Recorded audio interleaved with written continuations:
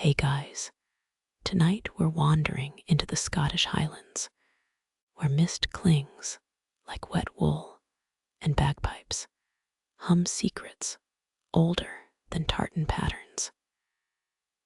You've clicked your way into a story that starts with a single note curling through pine trees and ends with your jaw somewhere near the floor.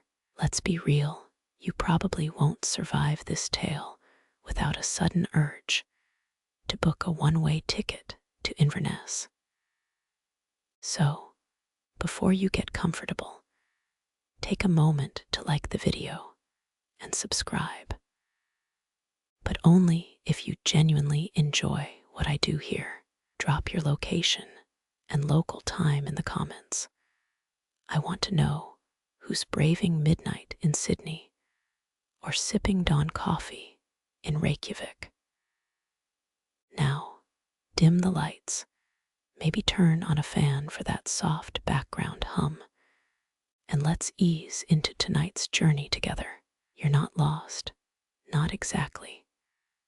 But the path vanished 10 minutes back when the fog swallowed your phone's GPS.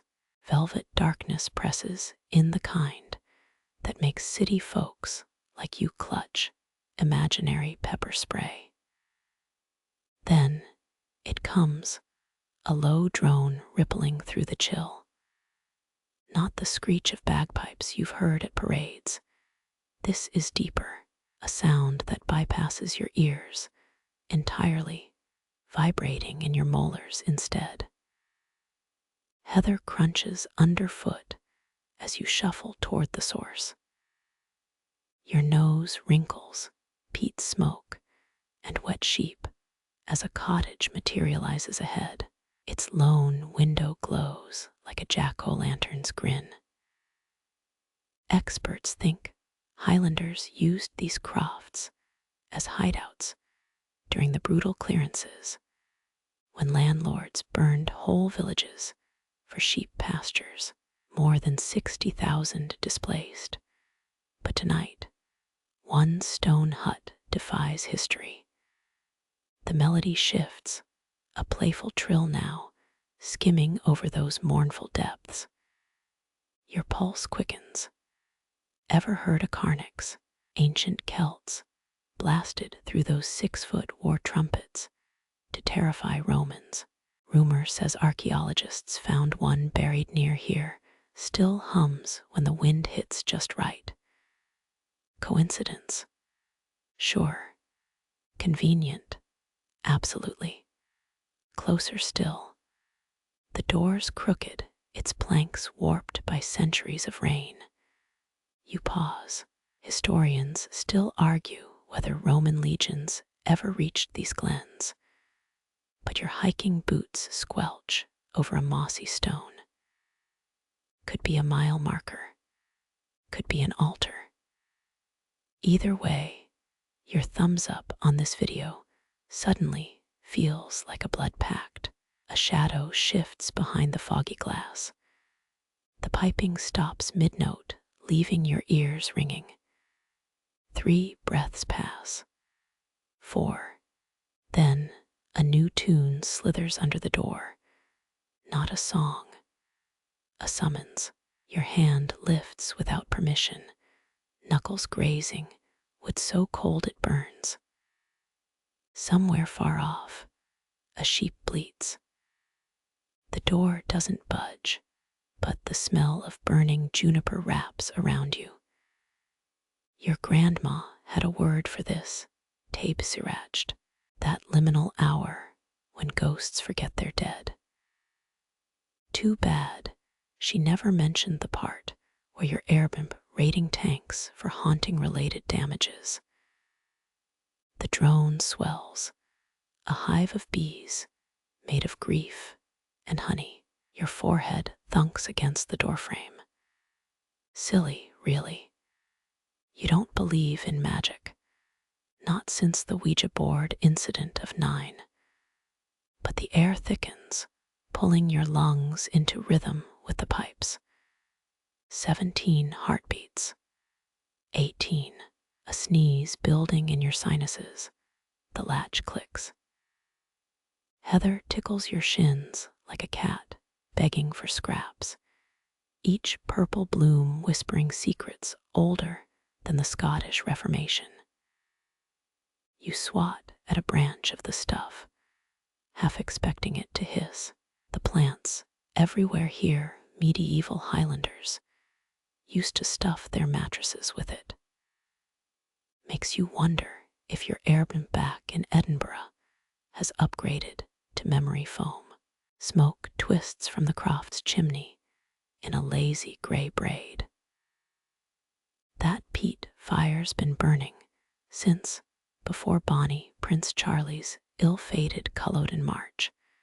Historians still argue whether those chimney signals helped rebels or just gave away their positions. The scent hits you like a campfire ghost, part earth, part burnt honey. Your dry throat tightens. Could murder a urn brew right now. Frosted glass glimmers up ahead. A shadow shifts behind it. Not a deer, not a tree. Something shaped like a person, but moving all wrong. Your hiking boots crunch gravel louder than a tick-tock ASMR vid. The bagpipe's wail cuts off mid-note, like someone hit pause on a funeral dirge. Wind riffles through your jacket. A raven croaks from the thatched roof, its beak glinting like obsidian. You recall that Hebridean folk tale about birds being censored messengers from the dead. Or was that a podcast episode? Memory blurs these days. The Croft's door groans, a sound that could have been ripped from a horror game jump scare. Yet the weathered wood smells like your grandfather's tool shed pine resin and forgotten promises. Your fingers hover an inch from the iron knocker. It's shaped like a thistle, because of course it is. Suddenly, a thread of music slips under the doorframe. Not the pipes this time. A woman's hum tangled with the whine of a tea kettle. Your shoulders drop 2 inches. Maybe they've got biscuits. Maybe they'll explain why their chimney's been puffing since the Jacobite rising. That shadow flickers again in the window, stretching taller than any mortal ought to. The hum cuts off. A latch clicks. You freeze, brain serving up helpful suggestions like sprint back to the rental car and ask about their Wi-Fi password. The door creaks open just a slit. No face appears, but a hand emerges, gnarled as an oak root, still clutching the bagpipe's drone. A voice rasps through the gap, equal parts peat smoke and gravel. Took your time, didn't ye? Your pulse thrums in your ears. That hand, the skin's translucent, like parchment held up to firelight. You catch a glimpse of veins pulsing blue-black. Clan tattoos, or something older. Your mouth moves before your brain engages. Parking was a nightmare. A dry chuckle ghosts through the doorway. The raven flutters down to perch on the piper's wrist. They scratch its neck like an old house cat. The voice murmurs. Horses were easier. Less insurance claims. Wind howls suddenly. It snatches your breath, your doubt, your half-formed joke about Uber Highlands. The door swings wider. Firelight spills across your boots, painting them gold. The piper's face stays shadowed, but their left eye glints like a coin tossed into a lock.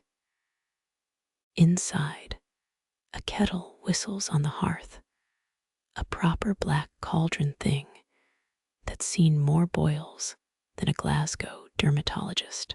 The hum resumes, but now you hear two voices twined together, one living, one not quite. Your hiking socks squelch against flagstones worn smooth by centuries of muddy boots. A wool blanket drapes over a rocking chair. Its pattern matches the one in your Airbnb's tacky Scottish heritage promo photos. The piper gestures toward it with their drone. Sit. Unless you'd rather keep gawping like a stunned sheep, you perch on the chair's edge. It creaks a protest in D minor. The raven hops onto a side table stacked with "Are those VHS tapes?" Braveheart glares up at you in faded ink. Of course. The piper follows your gaze and snorts, gift from a daft yank. Better than kindling. They lift the bagpipe's mouthpiece. Their lips don't quite touch the reed. The first note shivers through the room, and the flames in the hearth dip low. Outside, the wind dies mid-howl. Even the raven goes statue still. Your chest tightens. That sound, it's not music anymore. It's a key turning in a lock you didn't know existed. The drone swells. Wood smoke curls into phantom shapes above the hearth. What looked like soot stains moments ago now pulse, Pictish symbols writhing across the ceiling beams. Your fingers dig into the chair's armrest. Is that actual horsehair poking through the upholstery? 17th century Highlanders often stuffed chairs with livestock hair waste not. Want not in a land where winter lasts 9 months. The piper's eyes never leave yours as they play. Their left pupil reflects the fire. The right shows the North Star glinting through rotten roof thatch. Mind the cup. They growl between notes. A chipped porcelain teacup nudges your elbow. Steam rises despite the cold. You blink. Didn't Scotland ban witchcraft trials in 1735? The brew smells of heather, and something sharper, like ambition, turned to vinegar. A symbol like the crescent and V-rod flickers brightest. Historians still argue whether these carvings map constellations or clan bloodlines. The piper follows your gaze. Aye, they rasp. Questions breed more questions like mice in a grain store. Their fingers flutter over the pipe's chanter. The note splits into twin melodies. One for your ears, one for your bones. The raven hops onto the drone's bag. Its claws sink into the leather like it's kneading dough. Tha-e a tighin, it croaks. Your high school Gaelic fails, but the piper's wheeze laugh needs no translation. Och, they all say that, they mutter. Flock of drama queens, corvids, you sip the tea. It scorches a path to your stomach, flavors shifting from peat to elderberries to toner ink. The cup's cracked handle bites your palm. Clan Macleod's crest glimmers underneath the glaze. A castle silhouette, some swear, was modeled on Dunvegan's fairy tower. Your host notices your scrutiny. Gifted by a laird's widow. Paid me to serenade her cabbage patch. Wind batters the croft, but the hearth flames burn straight up now. Rigid as soldiers, the piper's shadow stretches unnaturally across the wall, a twisted marionette with too many joints. They play a jagged run, and the shadow peels free. It capers toward the VHS tapes, flips Braveheart upside down with fingers made of nothingness. Ignore the Houdini act, the piper grumbles. Show off. The raven squawks agreement, knocks over a tin of what smells like rancid shortbread. You lean away. Medieval Scotland's answer to air freshener burning juniper to mask plague stench. This might be worse. A new note joins the drone, a buzzing resonance from the chimney stones. The piper stills. Ah, visitors. The temperature plummets. Frost blooms across your teacup, spiderwebbing into a pattern matching the ceiling carvings. 3 knocks echo down the flue. Hollow, hungry.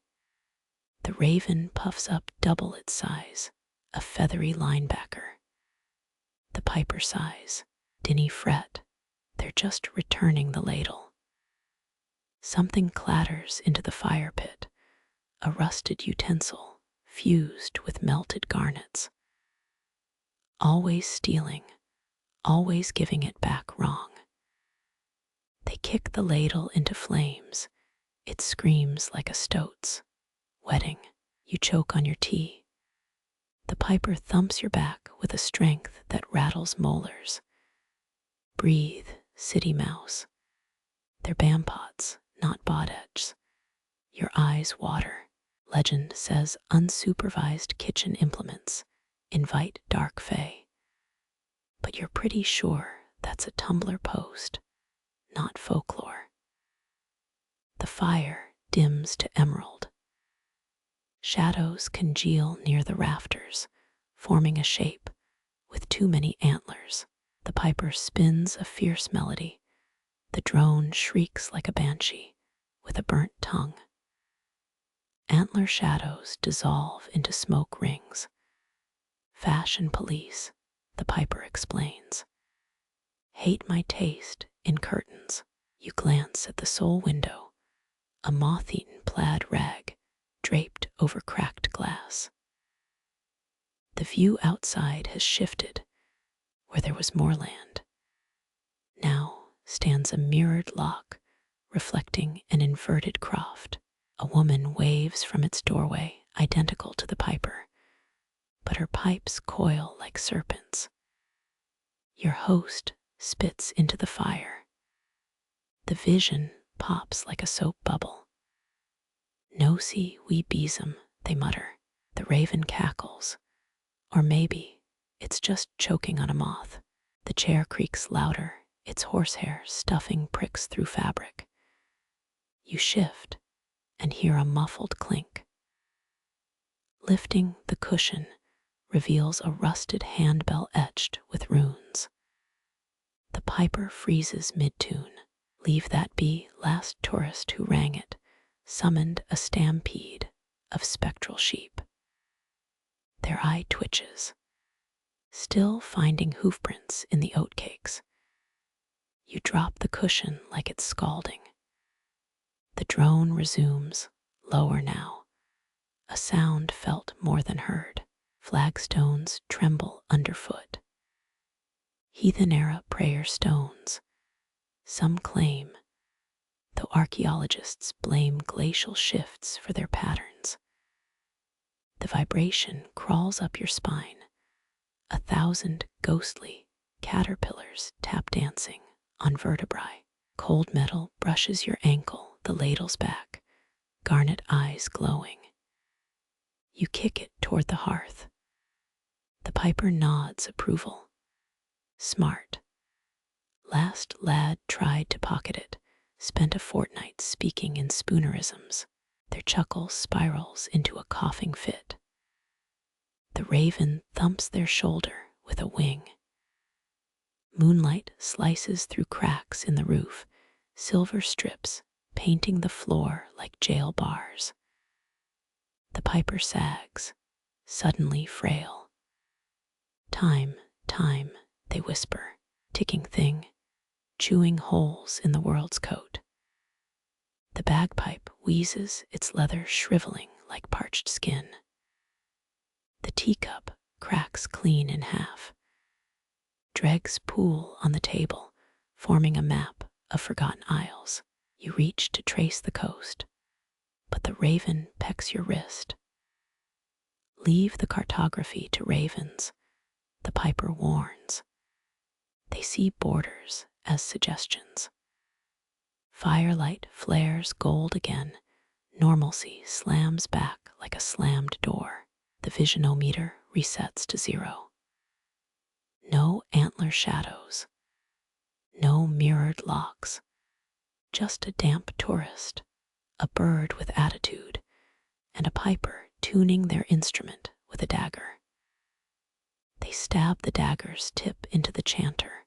Wood splinters scream. Pitch adjustment, they explain. You nod like that makes sense. Highland musical tech support brutal but effective. The drone restarts.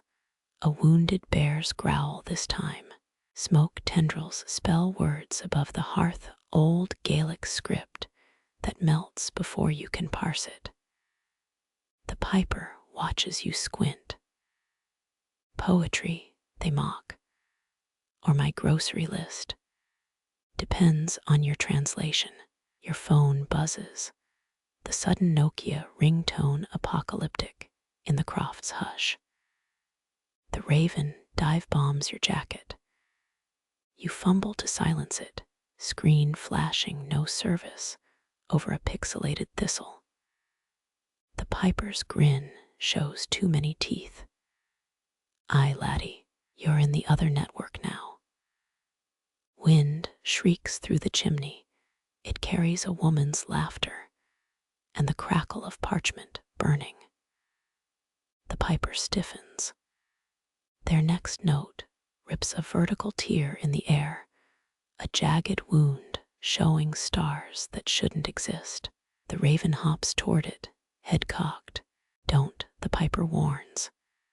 Too late, the bird plucks a star from the void. The tear seals instantly. The raven gulps its stolen light, feathers sparking like flint on steel. Silence falls heavier than a burial shroud. Your ears pop. The piper massages their reed, face drawn. Well, they rasp. That's tomorrow's problem. Peat smoke clings to your lungs like a jealous lover. Each breath tastes of centuries-old storms trapped in bog mud. The piper's melody dips.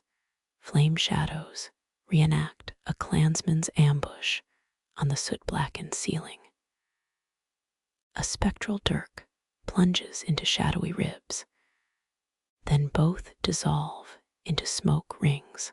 17th century chair horsehair stabs your thigh through the fabric, authentic upholstery. 0 lumbar support. A funeral dirge leaks from the pipes. The hearth flames gutter, revealing runes carved into the stone, maybe sigils, maybe a grocery list. Culloden, the piper rasps as the melody sharpens. Cold metal materializes in your palm, a replica tarred shield so light it might vanish with a sneeze.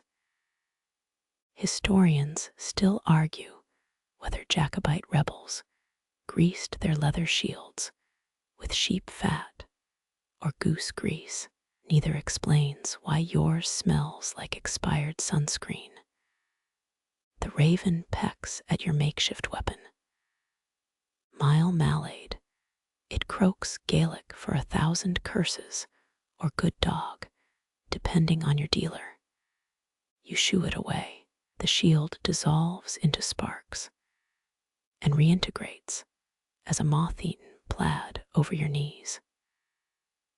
16th century Highland spies allegedly used such plaids as camouflage, wrapping themselves in lichen-dyed wool to vanish into heather. You'd need more than fashion to hide from the vision blossoming in the hearth. Flames twist into a war chief's face. His shout leaves charred vowels hovering midair. The piper's drone becomes clashing swords. A battle trophy rolls across your boot, a claymore hilt fused with stag antlers. Clan Macintosh raiders favored such hybrids during moonless raids, or maybe some blacksmith just got creative after one too many ales.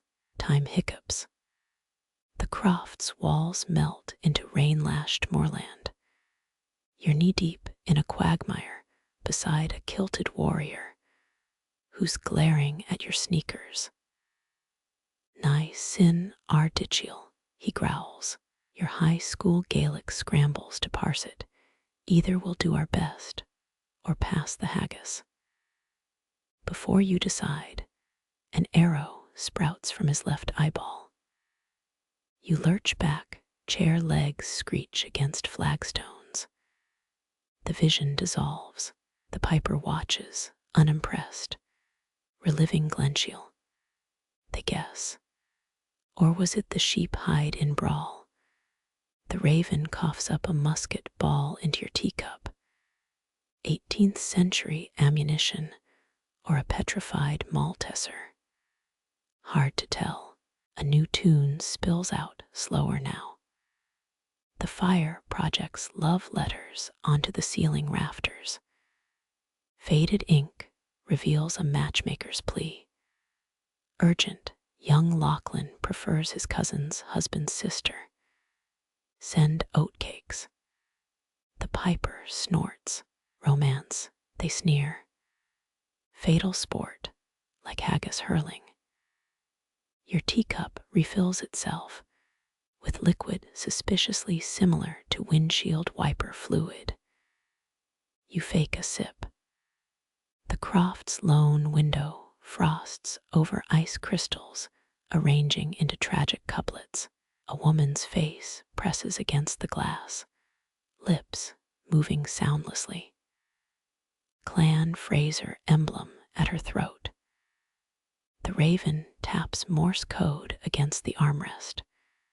You're fluent in wing-assisted guilt trips. The piper's shadow stretches toward the ceiling, fingers morphing into tarnished brass clan badges. Stag heads, crossed swords, a grumpy-looking thistle. Queen Victoria collected these during her Highland fetish phase, melted some into teapots when the whiskey ran dry. Heat surges as the song shifts key. A pottery shard embeds itself in the mantle, glazed with the face of Bonnie Prince Charlie. Historians still argue whether his failed rebellion inspired more ballads or hangovers. The piper yanks the shard free and starts using it to scrape peat crumbs off the table. Without warning, the melody splits. A jagged high note shears off a lock of your hair.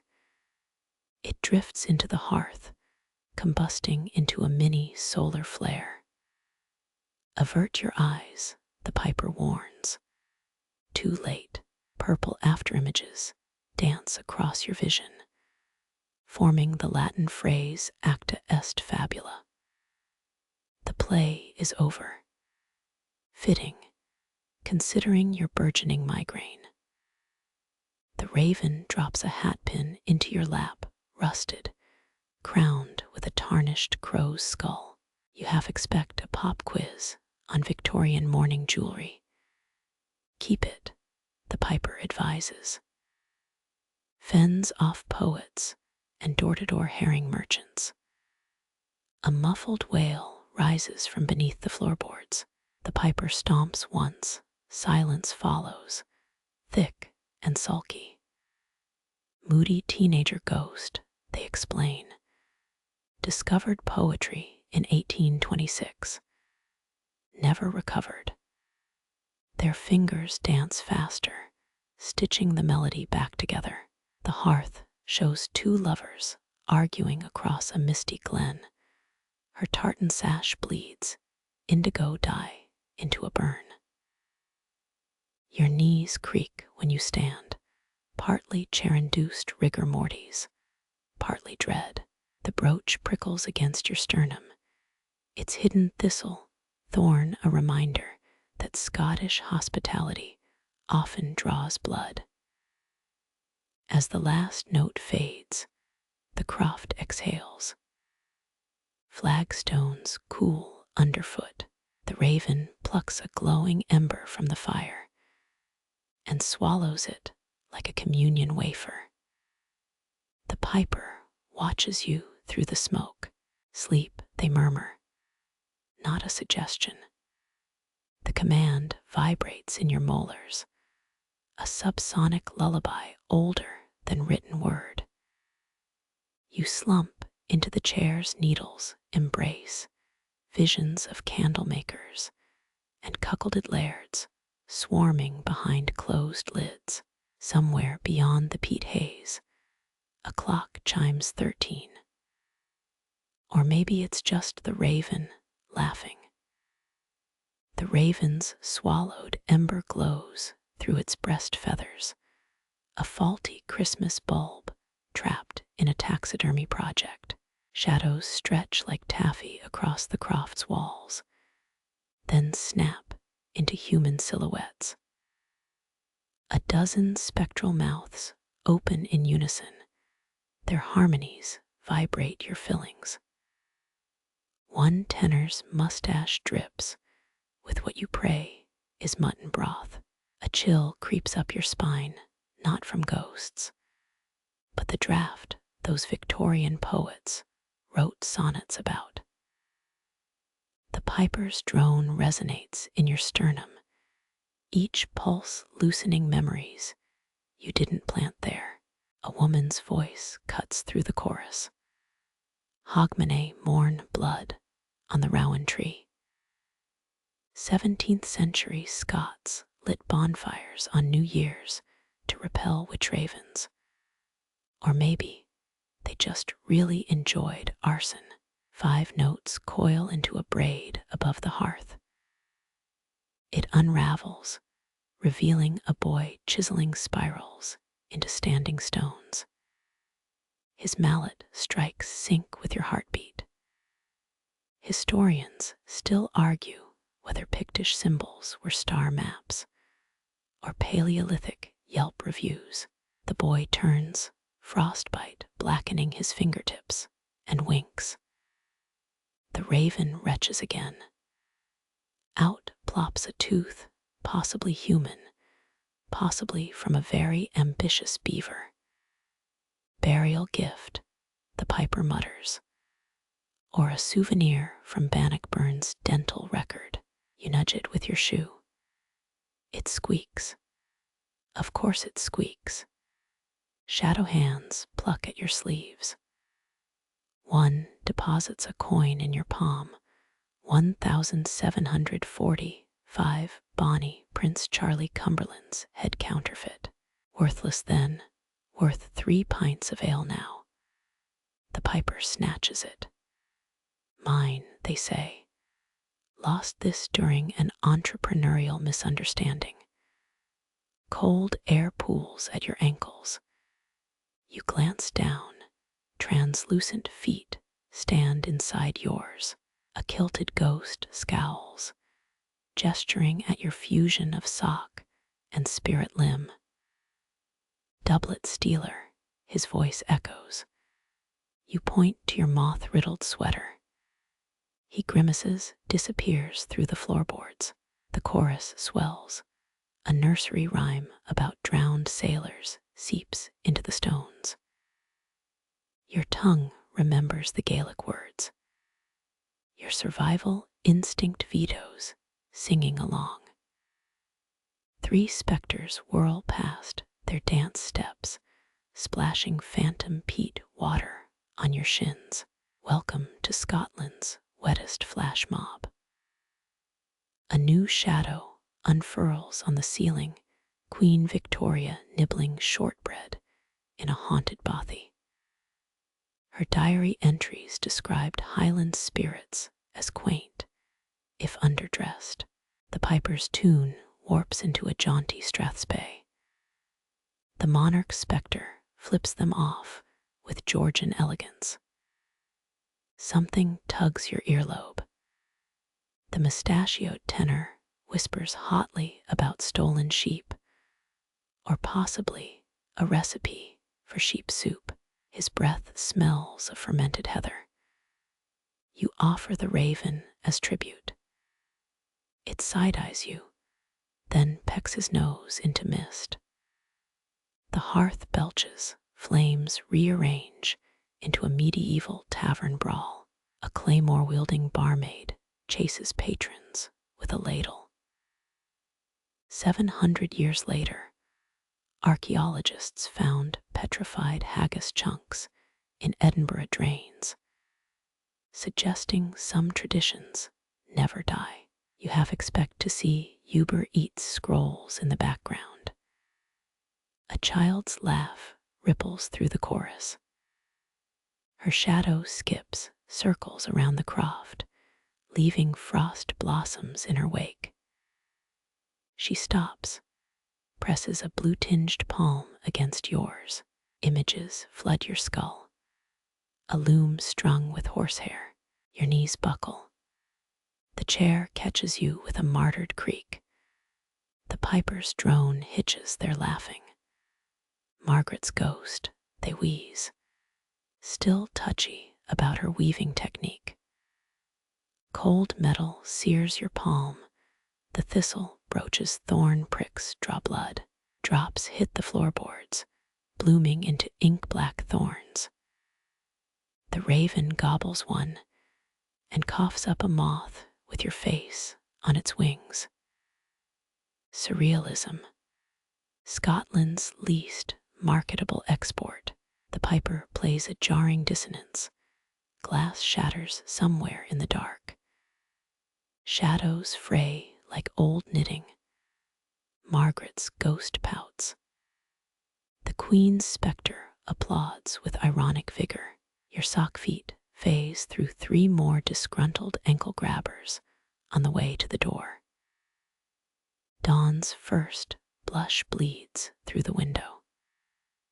The chorus fades, voices dissolving into the piper's final exhale. One tenor lingers. Humming fatboy slims praise you with unsettling accuracy.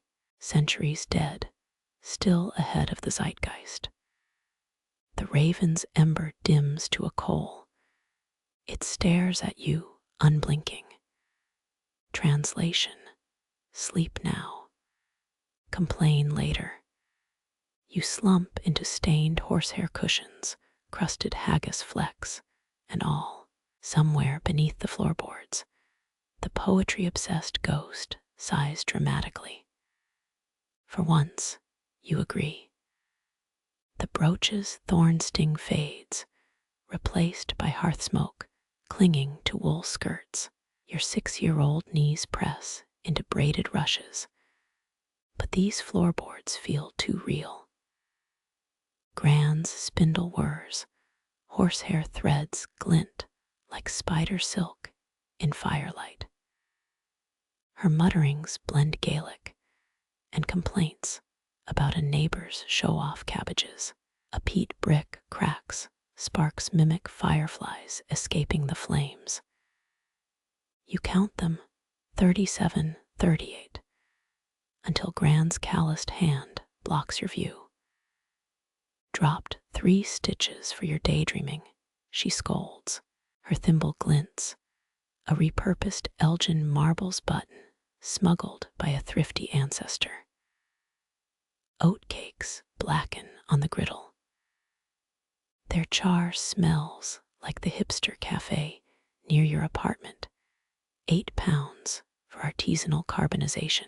Gran flips them with a dirk. Best eaten with soot, she croaks. Your child self laughs, but adult, you notes the starvation wages of 19th century crofters. Over 300,000 Scots displaced during the clearances. Museums now sell their eviction notices as vintage stationery. The memory wavers. Gran's face blurs into the pipers. Both hum the same lilting tune, a Jacobite lullaby band after Culloden. Historians still argue whether its lyrics mapped rebel hideouts or just roasted King George's haircut. Gran's shuttle clacks, weaving a tartan unmatched by any clan registry. Patterns hold old words, she says. Your fingers trace the wool, it buzzes like a muted telephone. A moth escapes the cloth, its wings stitched with Roman numerals. Gran swats it. Time ticks, she grumbles, nipping at my best yarn. The moth alights on your ear, whispering a date. September 16, 1745. Bonnie Prince Charlie landed that day, or maybe it's your next dentist appointment. Memory logic gets fuzzy. Sudden cold, your child hand phases through the griddle. Oatcakes combust into mini infernos. Gran stomps the flames, cursing in 3 languages. A burnt scrap levitates. It's the cookie's face, and it's judging you. Wasteful, it hisses before dissolving. The piper's drone surges. Gran's cottage fractures into 1,000 shards. You grab at the spinning loom, but it unravels into heather. Now you're both child and adult, knee-deep in a bog. Gran morphs into a wizened man churning butter. Dinny just gawk, he snaps. Sing, your throat constricts. The bog's acidic stench triggers an asthma memory. The man hurls a butter pat. It slaps your forehead and sticks. Local lore claims Highland butter, hardened by October frosts, could dent claymores, the original armored snacks. Lightning splits the sky, a fractal of glowing sheep paths. The man vanishes. You're back in Gran's chair, except she's knitting with your own hair. Pay attention, she says. Each stitch tightens around your ribs. The fire pops. A glowing ember reveals the raven perched on her shoulder. It regurgitates a half-digested fiddle. Gran plays a reel. Your legs jig against your will. Floorboards splinter under your stomping socks. Archaeologists found 14th century dance grooves in Aberdeen pubs. But this feels personal. The vision dims, replaced by the Croft's flickering hearth. The piper's fingers hover over chanter holes. Your mouth tastes of sour oatcake and copper. Margaret taught you well, they say. A peat log collapses for half a breath. Gran's face smirks in the sparks. Silence follows, broken by 5 drips from a leaky roof. Each splash forms a word in the mud. Still you weave the past. The raven pounces. Its beak disperses the letters into nothing. You press the brooch's thistle into your palm, pain sharp as Gran's dirk. Blood beads, but this time it smells of lavender and printer toner. The piper watches their expression unreadable beneath moth-eaten plaid. Shadows lengthen into ladders. You climb without deciding to. At the top, a vault of star charts made from tartan strands. One constellation pulses, the exact pattern from Gran's loom. Modern weavers insist those designs predicted crop rotations. Or maybe They just liked zigzags. A comet streaks through the woolen sky. It's the raven, trailing burnt oatmeal crumbs. You grab its tail feathers. Together, you plunge through layers of moth-wing thin memories, crashing into the Croft's dusty rug. The piper offers a dented flask. Used Betha, they say. You sip. It dissolves the lavender taste, and 3 childhood molars. Tiny voices scream as they slide down your throat. The raven belches. Dawn leaks through the window, weak tea staining the floorboards. Gran's voice lingers in your left ear. Finish what I started. You've never finished anything except tax forms, but the brooch warms, a silent challenge.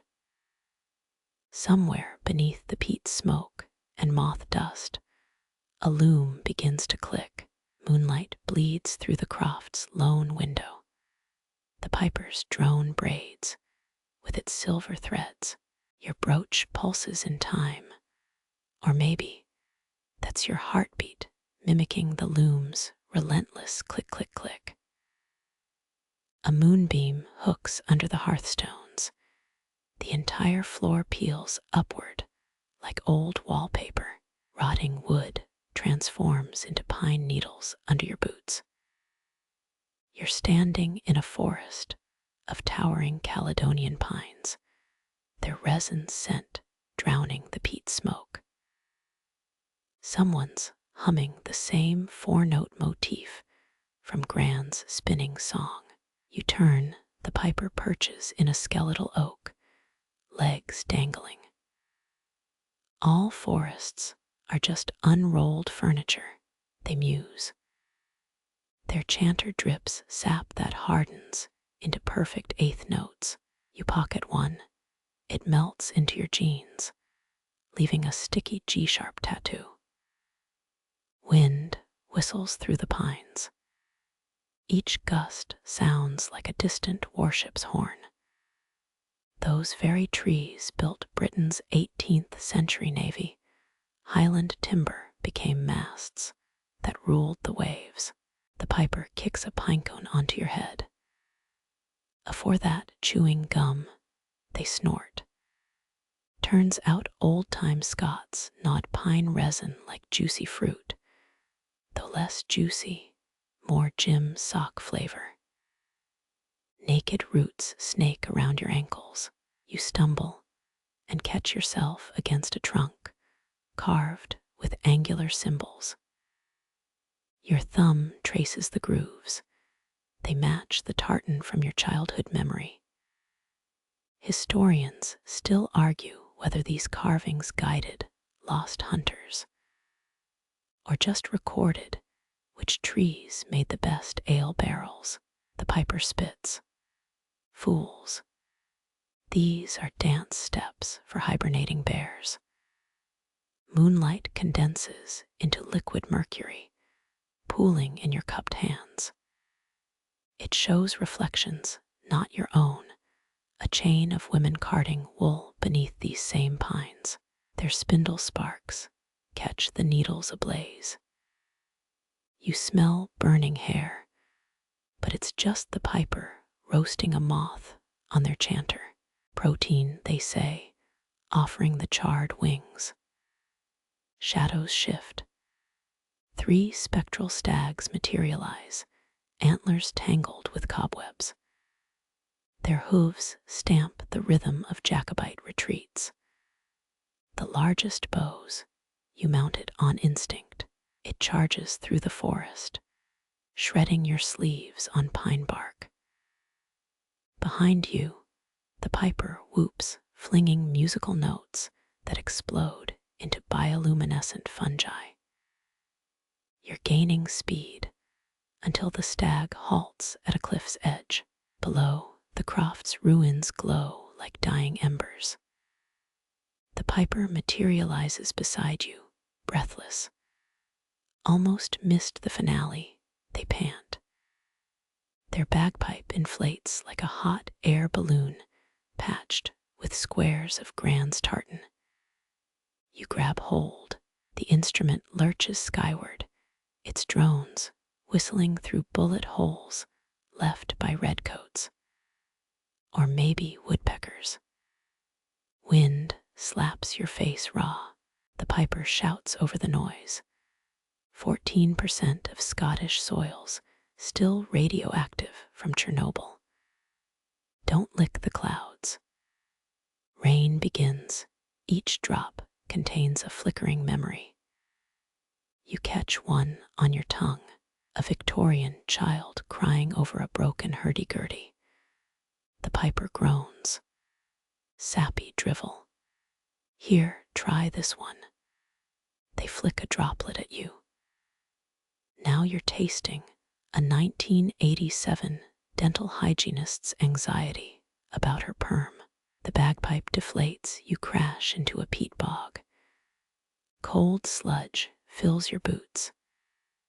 The piper emerges spotless, playing a jaunty reel. Bogs preserve bodies like pickles. They chirp. Found me Uncle Charlie in one, still pissed about a lost sheep bet. Moonlight frays at the edges. The pines dissolve into the Croft's stone walls, except the west side, now a gaping hole into void.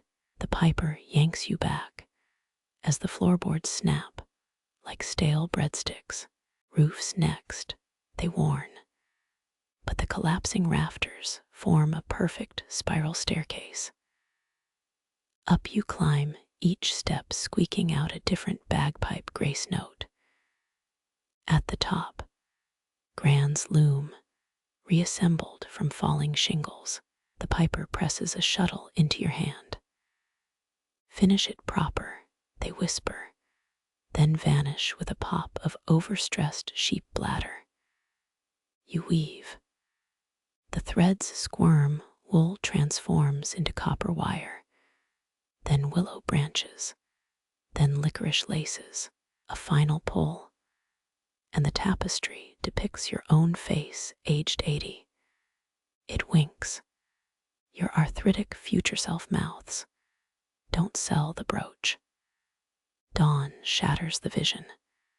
You're kneeling in dew-soaked heather, the Croft's ruins steaming behind you. The brooch digs into your palm.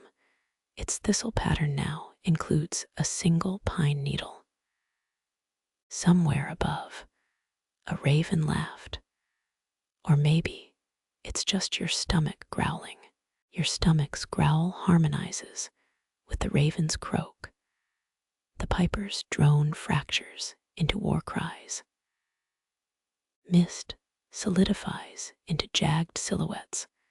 Claymores clang against targes, crusted with bog iron. You sink ankle-deep in heather, and the blood-soaked muck of 1746. A broadsword materializes in your fist, weighted like a regret you can't shake. Wouldn't he swing that? Rasps a voice. Too late, your blade meets a clansman's ghost. Steel passes through his ribs like smoke through a sieve. Told ye, tuts the spectral Highlander, his breath reeking of medieval mouthwash, honey, mint, and grave dirt. Phantom regiments stampede, plaids flapping like battle-wounded ravens. Redcoat muskets cough moths instead of lead. One soldier's wig bursts into blue flame. He keeps reloading. Historians still debate whether Culloden's boggy terrain doomed the Jacobites, or the fact half-arrived, pickled in barrel-aged whiskey. You trip over a burial cairn, palm landing on a drum strewn with wolf teeth. Its goatskin head pulses like a panicked heart. Dinny tell the laird, whispers a disintegrating powder boy, offering a bullet-riddled sparran stuffed with thistle seeds. and a coupon for 10% off Sassenach scalp removal. The piper's now conducting chaos from a crumbling dry stone wall. Their chanter sprouts quail feathers. Each note flutters into a formation of spectral crows. One pecks your ear. Messengers, the piper shrugs, or maybe yesterday's haggis coming back for revenge. You spit out a crow feather that tastes suspiciously of black pudding. Your brooch freezes. Its needle points to a gnarled rowan tree. Roots cradle a bone flute carved with Pictish eclipse symbols. Legends claimed these instruments summoned storms. If you didn't mind your lips frostbiting to the mouthpiece. You blow. The battlefield ices over.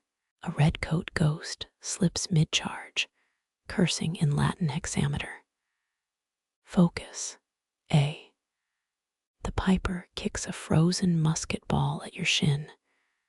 It thaws into a live hedgehog. Culloden's just the skin of it dig deeper. You scrape peat with your boot, revealing Roman nails, Viking beard beads, and a Zippo lighter stamped property of Bonnie Prince Charlie's roadie. Time ripples. Suddenly, you're back to back with a clanswoman wielding a law-chipper axe made of solid peaty anger. Her opponents flicker. Redcoats become tacksmen, become glampers in Nessie slept here hoodies. Same shite, different century. She growls, beheading a thermal flask that screams in posh English. Moonlight glints on something half-buried, a signet ring stamped with the royal Stuart crest. But cross your eyes, and the thistle becomes a skateboarder, grinding a castle's parapet. The piper yanks it from your grip. Parallel universes. They hiss, tossing it into a corporal skeletal hand. Mind the gap. Silence slams down like a portcullis. Ghosts dissolve, leaving gear that whispers secrets. A musket stock hums flower of Scotland off-key. A dirk's handle weeps amber resin. You pocket a cartridge. It crumbles into lavender ash. Sleep drags at your eyelids until a final blade kisses your throat. Its edge tastes of betrayal, but leaves only a phantom itch. Dawn bleeds through the mist. The piper emerges, tuning their drone beside a nettle patch. Next stop, they announce, plucking a dormouse from your hair, the great Scottish bagpipe band of 1746. Their chuckle mingles with the wind, or maybe it's the mouse, nibbling your last shred of disbelief. The dormouse's whiskers tickle your ear, its beady eyes reflecting the piper's unnervingly dilated pupils. Those irises aren't just starlit, they've swallowed whole galaxies. You spot Orion's belt cinching a supernova, and Cassiopeia flipping you off from a black hole's event horizon. Your brooch, the piper says, voice like wind through standing stones. Their eyelashes frost over despite the lack of cold. Noticed the triangular clasp. Same as the Lewis chessmen's shields, those wee Viking-era figures dug up in 1831. Chewing mint leaves to fight tooth rot. Screw Rome real empire buildings, done via board games and dental hygiene. Their bagpipe shifts. The drones reshape into braided strands of nebula gas. A rogue planetside has taught them rhythm. It seems historians still argue whether the 1746 piping ban even worked. Highland shepherds just hid the wedding gigs as emergency sheep herding practice. Every so often, a drone's low hum rattles teacups in Edinburgh museums. The piper leans closer, their breath smells of burnt heather and WD-40. See the third star left of Betelgeuse. That's not a star at all. 16th century Norwegian fishing logs called it Ormurin Langi, claimed it guided ships through sea serpent migration routes. Total bollocks, but grand entertainment after 6 months of eating fermented shark. You blink, constellations rearrange into Celtic knotwork. The great bear's paws now cradle a tiny stone circle. One menhir's covered in Viking graffiti. Eric was air. Also fjords suck. The piper snorts. Never trust a civilization that leaves 5-star Yelp reviews on runestones. Their left pupil flashes, briefly mirroring the Callanish stones at solstice sunrise. You glimpse ghostly figures dragging a granite slab, and a disgruntled druid consulting a sundial that's 3 centuries late. Monolith delivery service, the piper explains. Ancient Britain's answer to FedEx, only slower, and twice as likely to crush your foot. A shooting star zigzags through their sclera. You swear it traces the exact path of Bonnie Prince Charlie's escape route. The piper's eyelid twitches. Notice the loophole. He evaded capture by dressing as a maid, but royals always forget to scrub the pomade from their wigs. Left a trail of lavender grease across 3 glens. Trackable, edible, utterly ridiculous. Their gaze sharpens. Galaxies condense into a single quicksilver teardrop. It rolls down their cheek, solidifies into a Viking arm ring engraved with property of Ivar the Boneless. Spa day. You bite it, tastes like cynicism and dental disappointment. Thing predates the concept of sarcasm, the piper warns. Doesn't make it less cheeky. Suddenly, their eyes invert, starry voids replaced by kilotons of Scottish brown coal pressing down. You're drowning in distilled peat until the pressure pops your ears. Sound rushes back, a bagpipe rendition of Bohemian Rhapsody vibrating your molars. Aberdeen Music Hall, 1975. The piper whispers. Queen opened with that. Freddie wore a kilt sewn from curtains. They were moldy. He was magnificent. The vision fizzles, their eyes revert to normal. If normal means containing a miniature Big Bang, a tiny Adam and Eve wave from the cosmic debris. Eve's holding an apple and a protest sign reading Serpent Local 606, Unfair Labor Practices. The piper winks. Eve winks back. You develop a sudden craving for cider. Dawn's first rays stab through the Croft's east window. The piper's pupils contract into cat-like slits. For a heartbeat, you see yourself reflected in them, aged 50 years, wearing a crown of moth-eaten tartan. Then it's gone. Slant, they murmur the Gaelic toast curdling into a yawn. 2 sugars in my tea, aye. And for God's sake, don't pet the raven. Last volunteer needed 12 stitches and a new eyebrow. The The piper's yawn stretches into a low drone. The hearth's flames bend toward it like hungry cats. You catch the scent of salt water suddenly, though the nearest coast lies 30 miles east. Their fingers flutter across the bagpipe's chanter. The tune wilts into something bruised and yearning. A chilly dampness seeps through your socks, or maybe it's the ghost of the North Sea itself. Ever heard of the Great Storm of 1703? They ask, though it isn't truly a question. The reed whistles. Suddenly you're ankle deep in foam. Waves hurl fishing boats like walnut shells. Eddystone Lighthouse crumbles on the horizon.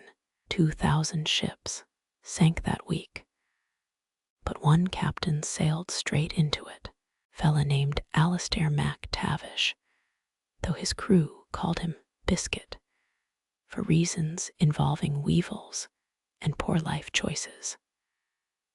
The melody splits 2 voices now. A woman's hum tangles with the pipes, skirling grief. You glimpse a cottage, a loom's shuttle clicking like anxious teeth. Mora, they call her fingers raw from spinning wool that outshone even the Dublin markets. Her tapestries showed futures, if you knew how to read the knots. Most didn't. Biscuit's ship appears, a storm-battered brigantine, with sails patched from old wedding gowns. Smart move. Actually, linen holds up better than canvas. Note the figurehead. A scowling mermaid with a half-knitted net. Romantic, you mutter. The piper's eyebrow twitches. Wait for it. Mora's loom clacks faster. She's weaving Biscuit a new coat. Not for warmth, for survival. Each thread dipped in rowan ash, stitched with charms from a half-remembered druid's rhyme. Took her 7 full moons, 7 ruined thimbles, 1 suspiciously singed cat. The coat reaches Biscuit as his ship founders, galley tiles scrawled with Mora's name. He shrugs it on, just as a 40-foot wave swallows the deck. Salt water boils around him, yet the coat stays dry as a vicar's sermon. Neat trick. Too neat. The other sailors notice. Ever seen 12 grown men try to strip a captain mid-hurricane? The piper muses. Their drone mimics the creak of straining rigging. Biscuit fights back, loses a boot, gains a black eye, keeps the coat. The ship doesn't fare as well. Moira feels the rupture cotton snapping when the mast cracks. She races to the cliffs, her hair whipping into Celtic knots. Too late. The storm dies, leaving only a waterlogged coat in the shallows. No Biscuit, no body, no satisfying ending for anyone. The piper's tempo turns jagged. Here's where it gets daft. Moira fed that coat to her loom. Warp and weft, steeped in grief, and let's be honest, questionable hygiene. Wove herself a sail. Historians still argue whether she actually took that mad little boat to Newfoundland, or just haunted the harbor with a really sharp shuttle. Your brooch hums. It's thistle, prong now pointing stubbornly northwest. The piper notices. Oh, she made it all right. Found Biscuit's wedding ring on a Halifax dockside, fused to a chunk of Norwegian cod. Romance isn't dead, it's just fishy. Mora's ghost materializes by the fire, still knitting something from spectral wool. Biscuit flickers beside her, transparent toes wiggling in phantom sand. Their voices braid with the pipe's lament, a harmony that prickles your sinuses. You half expect tears, but the piper's cheeks stay dry. Don't waste the snot. Took me ages to perfect that chord, they grumble. The ghosts roll their eyes in unison. Typical. A rogue note escapes. It zips around the room like an angry wasp before lodging in your left nostril. You sneeze and taste burnt sugar. Apologies, the piper deadpans. Grief's messy, like baklava or revenge. Biscuit's ghost mimes drinking, Mora's mimics pouring tea. For 3 heartbeats, they're almost solid, almost alive. Then the piper blows a sour note. Their forms dissolve into pipe smoke. That's the trouble with duets. They sigh, polishing the chanter on their sleeve. Someone always wants the last word. The melody loops back, softer now, as the first raven's caw slices through the pre-dawn hush. Your brooch warms again. Its metal petals unfold like a mechanical flower. Inside, a single pearl. Slightly chewed, barnacle goose tooth, the piper explains. Sailors carried M as love charms. Medieval types thought the geese hatched from seashells ridiculous, but a great excuse for bad jewelry. The pearl pulses. Soft light reveals etchings too small for human eyes. Squint, they're Biscuit's initials, and a crude doodle of Moira flipping him off. Love's language transcends time. Moira's loom clatters in the rafters, weaving dawn's first rays into something gold and fleeting. The piper watches, and for once stays quiet. Peat smoke thickens. The hearth's flames shrink to cherry-red embers. Their glow sinks with your pulse, slower, as if the fire's borrowing your heartbeat. You slump deeper into the armchair, its horsehair stuffing poking through like curious earthworms. The piper's snores rumble, a hibernating bear's soundtrack. Funny how magic makes even legendary figures sound like your uncle after Thanksgiving. The brooch cools against your chest. Its thistle petals furl into a tight bud. You recall Victorian sleep studies. Dr. Jane Porter's 1893 treatise claiming fire watching cured insomnia. Should have tried peat smoke instead. Let's see her measure REM cycles through a haze of heather spores. A log shifts, embers surge like a startled octopus. Their light licks the ceiling beams, revealing etchings you missed before. Crude ships, squiggly whales. A stick figure flipping off a very phallic storm cloud. Biscuit's graffiti, no doubt. Historians still argue whether 18th century sailors drew these as maps, or just seasick doodles. Your eyelids dip. The Croft's shadows stretch into velvet ropes, binding you to the chair. Not unpleasantly. The piper mumbles into their bagpipe, drool pooling on the sheepskin bag. Disgusting. Also weirdly comforting. You've seen less hygienic Arab mattresses. Moira's loom clacks once, a half-hearted protest, before silence reclaims the room. Even ghosts need naps. The stillness yawns wider until you hear it. A faint thrumming beneath the floorboards. Not pipes, not wind. own breath echoing through the Croft's hollow bones. The armchair creaks, its rhythm shifts to match your fading alertness. 1 part rocking chair, 2 parts metronome. Medieval Scots used peat ash in sleep tonics. Dump a spoonful under your tongue and drift into visions. You've never swallowed the stuff, but your mouth tastes suspiciously of campfire. Dawn's first gray fingers scratch at the windows. Too early.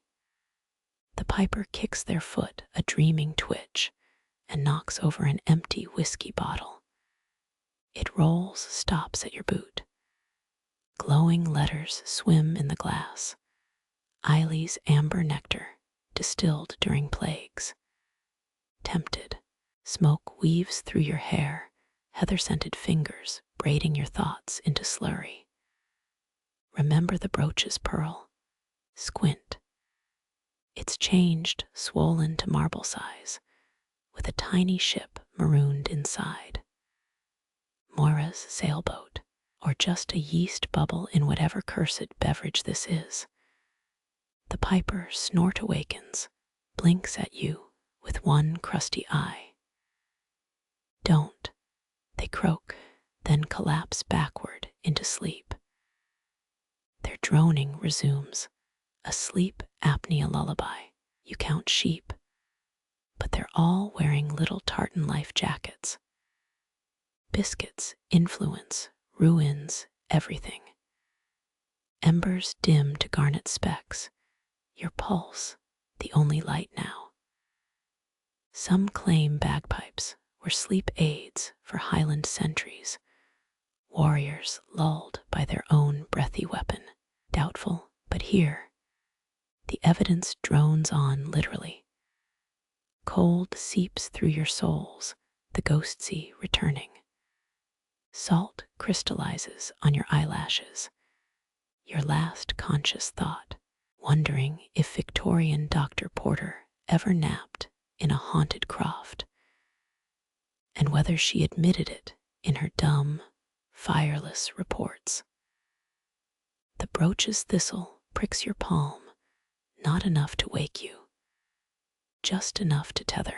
Metal cools, warms, cools a pirate's heartbeat, echoing through solder and rust. Sleep isn't a choice now, it's the Croft's final exhale. Embers darken, pipers drone phrase. Your breath tangles with theirs, a knot even Moira couldn't weave. The raven squawks somewhere distant, or maybe you're the raven now. Who knows? Not you, not anymore. The raven's talons click against the cracked windowsill, black feathers gleaming like oil on water. Its head tilts, one obsidian eye staring through you into you. The pipe's drone hitches. The piper's calloused fingers pause mid-note. 3 heartbeats pass, then the bird opens its beak, a raspy croak that somehow harmonizes with the lingering vibrations in the air. You blink, seawater trickles from your lashes. When did the ghost flood return? Your boots squelch as you shift. The brooch's thistle leaves biting your palm. Bit dramatic, yeah. You mutter. The bird clacks its beak, a sound suspiciously like laughter. The piper exhales, their breath swirls with the raven's midnight sheen. Fuel sight, they murmur blood and feathers. A Highland toast, a warning. Your caffeine-deprived brain conjures a whiskey label, Raven's Revenge, aged in coffin wood. Tasting notes, arrogance and regret. Moonlight glazes the bird's wings for a heartbeat. Wingtips blur into human fingers. Vikings believed ravens carried fallen warriors to Valhalla, but this one looks more like a bouncer checking IDs. Its gaze flicks to the brooch. The thistle twitches, a silent conversation you're not invited to. A feather drifts down, you catch it without thinking. Wrong move. Images surge, clawed feet gripping a mossy battle standard. A screaming French soldier on Culloden, more the metallic tang of betrayal. You drop the feather. It dissolves before hitting the floor. Cute party trick, you say, voice steadier than your hands. The raven ruffles its plumage, dandruff sparkles like diamond dust. Medieval plague doctors stuffed masks with dried raven feathers, turns out. They just wanted fabulous shoulder accents. The piper leans forward, their joint creaks louder than the floorboards. They do so love shiny things. They muse, nodding at the brooch. Stole my best spoon in 92, or was it 1592? Their chuckle sprouts mushrooms in the rafters. Wind howls, a skeletal branch scratches the window. The raven doesn't flinch. Smart, you'd rent this bird to house sit. The piper's tune resumes, a sparrow's heartbeat compared to their earlier gale force ballads. The raven sways, eyes half closed. Is it judging the performance? Improvising backup vocals. Your toes go numb. Frost creeps up the chair legs, crystals forming Celtic knots. 17th century Scots blamed ravens for stillborn livestock. But maybe the birds were just awkward midwives. The raven caws again, short and sharp, a needle piercing your drowsiness. Na back lays in Madra Rua. The piper growls, don't provoke the fox. Too late. The raven lunges not at you, but at the brooch. Cold metal shrieks as beak meets thistle. You reel back, chair legs carving trenches in the dirt floor. The piper's hand clamps your wrist, their grip hotter than the dying fire. A bargain's a bargain. They hiss to you or the bird. The raven retreats, wings fanning the peat smoke into storm clouds. Silence. Then a muffled clunk. The bird drops a tarnished button onto the sill. 1745, Jacobite rising uniform issue. Historians still argue whether rebels sewed secret maps into these. The raven bows, a sarcastic little nod, and vanishes into the gale. The piper slumps, suddenly old. They're all showmanship, they mutter, polishing the button on their tartan. 8 centuries I've fed M, and they still bring me laundry. You touch the brooch, no new dents. Outside, the wind carries a fading croak. Funny, it almost sounds like your name. The brooch's edges dig into your palm, anchoring you as the Croft exhales a low groan. Floorboards ripple like a lock in a storm, each creak unraveling into laughter. A heel stamps, then another, until the hut thrums with invisible reels. Your chair vibrates, becoming a spectator's bench for a ballroom that stopped breathing centuries ago. The piper snorts. Bunch O show-offs. They kick the hearthstone, dust erupts into tiny jigs. Spent moons teaching them, the strathspey still can't mind their feet. You press a hand to the floor, splinters bite. Through the wood pulses a memory, calloused fingers laced with yours. Skirts swirling against damp wool. 17th century, Ceilidh dances required secrecy after the 45 rising bonfires doused, fiddles muffled with plaid. Historians still argue whether the complex steps were mating rituals or coded battle plans. A cold palm slaps against yours, translucent but insistent. The phantom grip yanks you upright. Your knees protest. This ghost clearly skipped warm-up stretches. Et tu, Granny. You wheeze, tripping over a non-existent kilt hem. The piper's chuckle follows you into the whirl. The music swells, no bagpipes now, just the creak-tap slide of spectral feet. Shadows congeal into men in threadbare kilts, women with peat-smudged petticoats. They spin through you, cold flickers where limbs intersect. A freckled girl grins mid-pirouette. Her braids dissolve into smoke as she passes. Mind the third plank from the door, the piper warns. Too late. Your heel catches a knothole. A splinter the size of Edinburgh Castle stabs your arch. You hop on one foot and somehow match the rhythm. The ghosts cheer, a sound like wind through dry heather. A broad-shouldered spectre offers his arm, tartan faded to ghost gray. His grip feels like December fog. You're dragged into a reel, hips knocking into furniture that isn't there. Turns out ghost dancing involves zero personal space. Medieval Scots used dance to ward off night terrors, which tracks. Given the footwork could kill a sober man. The piper taps their foot, a smirk cracking their weathered face. Faster, Alinin, they shout. The tempo doubles. Your lungs burn, these dead folk have marathon stamina. A woman in a moth-eaten shawl winks, her teeth glow faintly blue.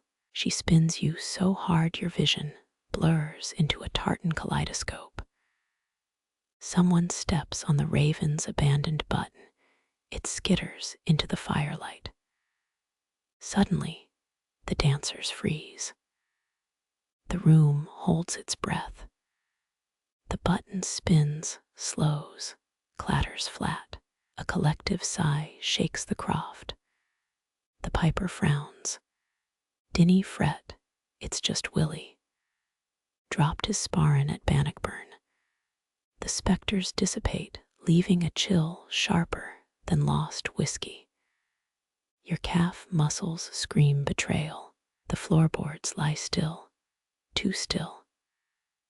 Victorian scholars claimed many Highland homes had dancing boards, specially oiled planks that sang when stepped on. Bet those scholars never got sucker punched by a poltergeist jig.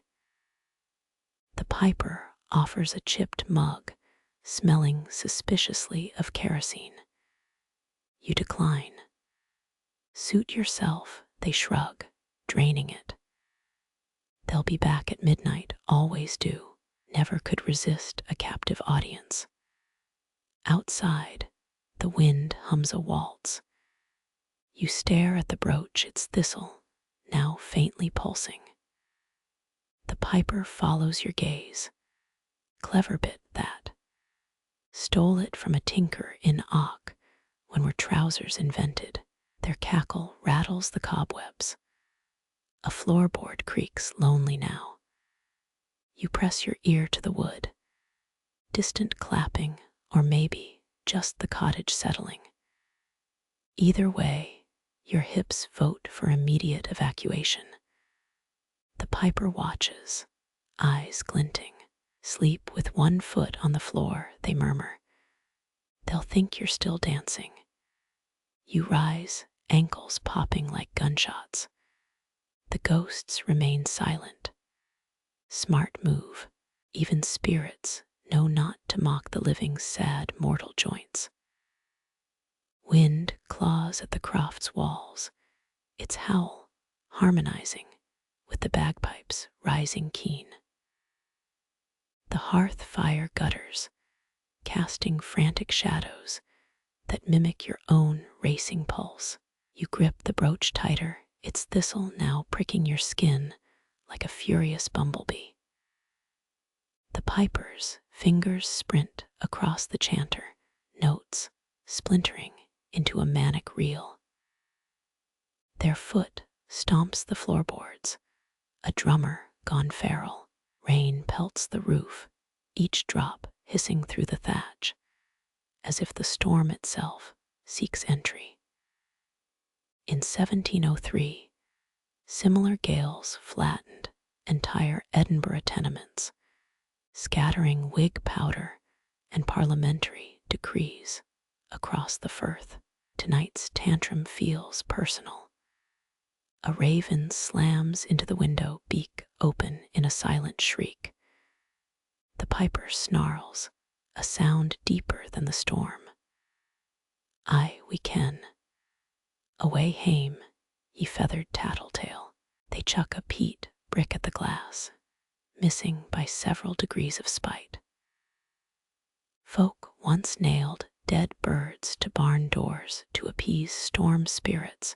Your nose wrinkles at the mental image. Your ears pop, the air thickens with brine and burnt wool. The brooch sears your palm, its rusted metal suddenly fever hot.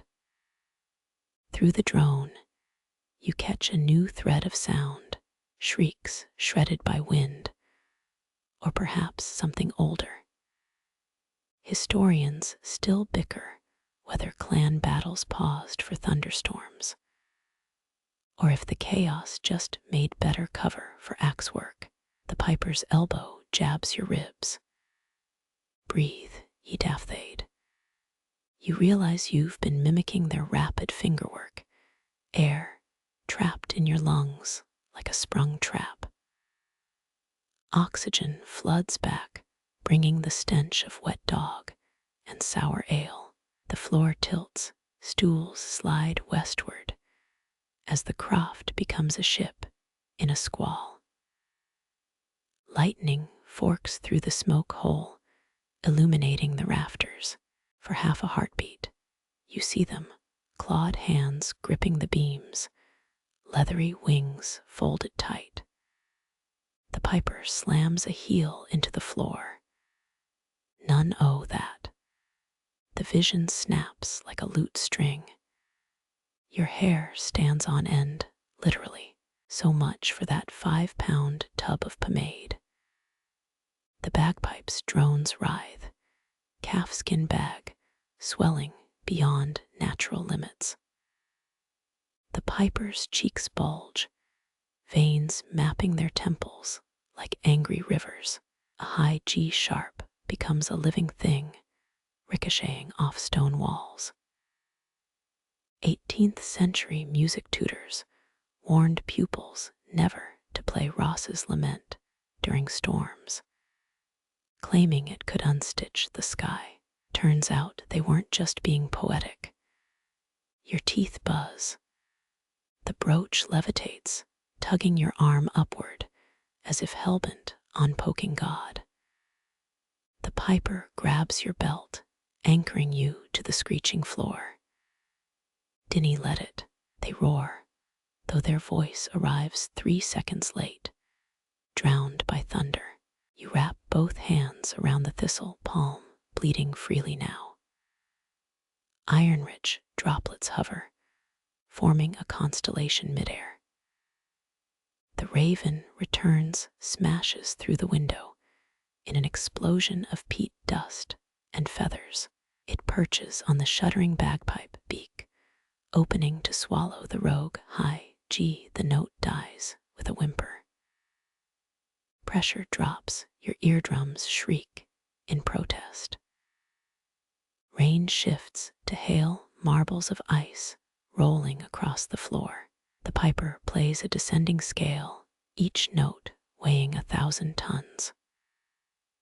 Roof thatch groans overhead, but holds. 16th century crofts often used heather bedding as makeshift insulation, a fact you'd kill to forget. As the cold gnaws through your boots, the brooch goes dormant, a lump of chilled metal again. Your knees hit the floor beside the raven, now preening as if it didn't just perform avian CPR on reality. The piper slumps against the wall reed still clamped between teeth.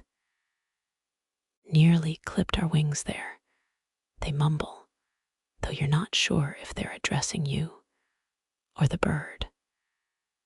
Silence pools in the corners, too wary to spread. Even the storm holds its breath. Somewhere beneath the croft, deeper than the dancing boards, stone grinds against stone. The piper's eyes snap open. Och, not you too. The brooch vibrates against your sternum, its prong sinking deeper with each juddering floorboard. The piper scrambles upright, bagpipe cradled like a musket. Stay back, they growl, though the warning's aimed at the shuddering stones beneath your boots. A sound rises, not pipes nor storm, but something wet and guttural. Your mind flashes to cathedrals, those grated drains where medieval monks dumped chamber pots. History claims Edinburgh's nor loch once bubbled with centuries of such offerings. But this stench outrot them all.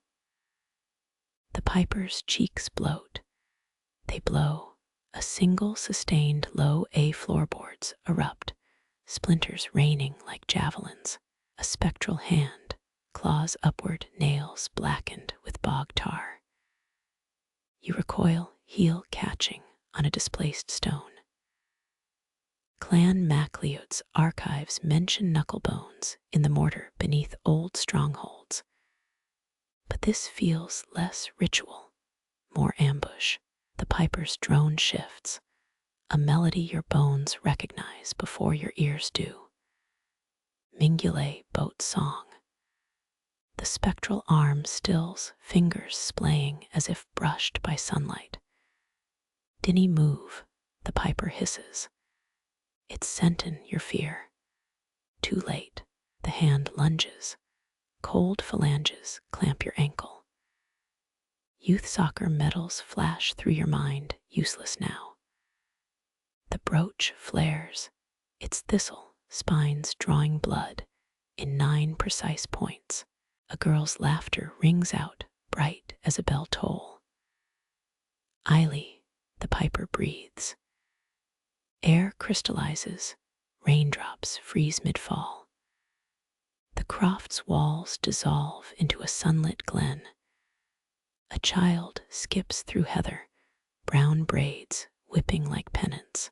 She pauses, grins at something behind you. Wind carries her voice, a lilting taunt. Catch me, ye auld peat sucker. You turn. A young piper gives chase, feet bare and cheeks unlined. Their laughter spirals with the skylarks. The brooch burns hotter, its heat mapping the girl's path through the vision. She trips, knees bloodied, and plucks a thistle. For luck, she chirps, pressing it into the piper's calloused palm. Reality crashes back. Hail stings your face. The spectral arm writhes, now threaded with glowing thistle roots. The piper's cheeks glisten, rain or tears, you can't tell. Their chant drills through the storm. Illy, illy, illy. Each repetition tightens the roots, squeezing peat black ooze from the entity's pores. Historians still debate whether illy derived from Norse sun cults or just exhausted mothers yelling at muddy children. You're voting Norse. This feels like a prayer. The name becomes a blade. The arm crumbles rotten wool, and finger bones clattering into the hole. A final wail echoes, part toddler tantrum, part winter gale. The floor slams shut, sealed with a thistle sigil burned into the wood. Your brooch cools, thistle now smeared with your blood and licorice. The piper slumps, their instrument wheezing like a shot horse. Never name the restless, they mutter. Gifts become curses. Outside, the storm retreats, dragging its fury over the hills. Dawn creeps closer, a thief, easing open night's shutters. The raven pecks at frozen mud, unimpressed. You examine the sigil and recoil. It's shifting, roots becoming arteries, thorns morphing into tiny graves. 16th century witches, allegedly tattooed such marks to bind stillborns' spirits. Most were burned at the stake. The piper grips your wrist, their touch startlingly warm. Sleep now, they murmur. The waking's done, why ye? Your eyelids sag, hearth smoke coils into a pillow beneath your neck. Last thought, Eileen's braids weren't brown at the end, but silver white, streaming like comet tails. The door groans open, a gust slaps your face with wet grass and distant lightning. A glowing trail unfurls across the moor, each blade of heather tipped with foxfire. You glance back, the pipers slumped in shadows, their instrument silent at last. Mind the adder stones, they rasp, they bite. Your first step sinks into spongy earth, a squelch that sounds like laughter. 16th century Highlanders once buried quartz chunks at thresholds to repel English soldiers. Though historians still bicker whether it was superstition or early landmines, the path brightens. Bioluminescent moss crawls up your boots, painting your laces neon green. You half expect a park ranger to pop up, demanding you scrub nature's graffiti. The trail serpentines toward a standing stone, its surface pocked with spirals even your phone's flashlight can't decode. Rain slicks the carvings, they ripple like veins under skin. Your brooch thrums, its prong wriggling like a compass needle. You recall Victorian mediums claiming standing stones were ancient batteries for communicating with sheep or maybe aliens. The raven caws approval from a nearby rowan tree. A low hum starts, not the bagpipe's drone, but deeper. It vibrates your fillings. Your cheeks flinch, spasms ripple down to your toes. The stone's shadow stretches unnaturally, reaching for a ring of toadstools 30 paces west. Dark humor strikes. This is how Scottish folktales start, and how tourist brochures end. You kneel, fingers brushing the nearest fungus. It detonates into spores, a putrid purple cloud that reeks of burnt hair. Coughing fits double you over. The brooch sears your palm. Its heat chases the stench from your lungs. When your eyes stop watering, the toadstools have rearranged themselves, spelling tax in Gaelic. Bureaucratic vengeance transcends death, apparently. The standing stone groans, its base crumbles, revealing a stairwell slick with algae. Your phone dies with a sad bloop, taking candy, crush progress to the grave. Each step squirms underfoot, centipedes skittering from your weight. 17 steps down. The air tastes of iron and fresh-dug peat. Your grandmother's voice murmurs in your ear, "Never trust a basement without biscuits." The chamber walls pulse veins of glowing lichen, mapping minuscule roads. You trace one, it branches into a labyrinth, matching the stone carvings above. Archaeologists found similar patterns under Orkney's Neolithic sites, though they blamed groundwater erosion, not ghostly urban planning. A draft whispers through the tunnels, the hum, now a choir of yawns and teeth chatters. Something glints in the lichen light, a rusted cauldron overflowing with thimbles. Your pinky involuntarily twitches, phantom sewing lessons from primary school. A thistle pokes through the cauldron's side, its flower blooming into a tiny fist that flips you off. You award it Best Supporting Flora in your mental Oscars. The piper's voice echoes down the stairwell, frayed at the edges. "Keep movin'," dawns a cruel editor. The cauldron tips, thimbles roll into the darkest tunnel. You follow like a magpie chasing gum wrappers. The walls narrow, lichen dims to a sickly yellow. A fresco appears, flaking red ochre. Pictish warriors herding sheep with disco balls. Historians still argue whether Neolithic carvings depict astronomical tools or just really enthusiastic raves. You pocket a paint chip. It dissolves against your thigh, leaving a rash shaped like Edinburgh Castle. The tunnel dead ends at a birchwood door, its handle a sheep's femur. 3 locks hang open, each shaped like a different scowling monarch. Tudor roses, Viking axes, and what might be Freddie Mercury's silhouette adorn the keyholes. You press the brooch against the wood, it sizzles, burning a peephole. Beyond lies a meadow moonlit, frozen in hoarfrost.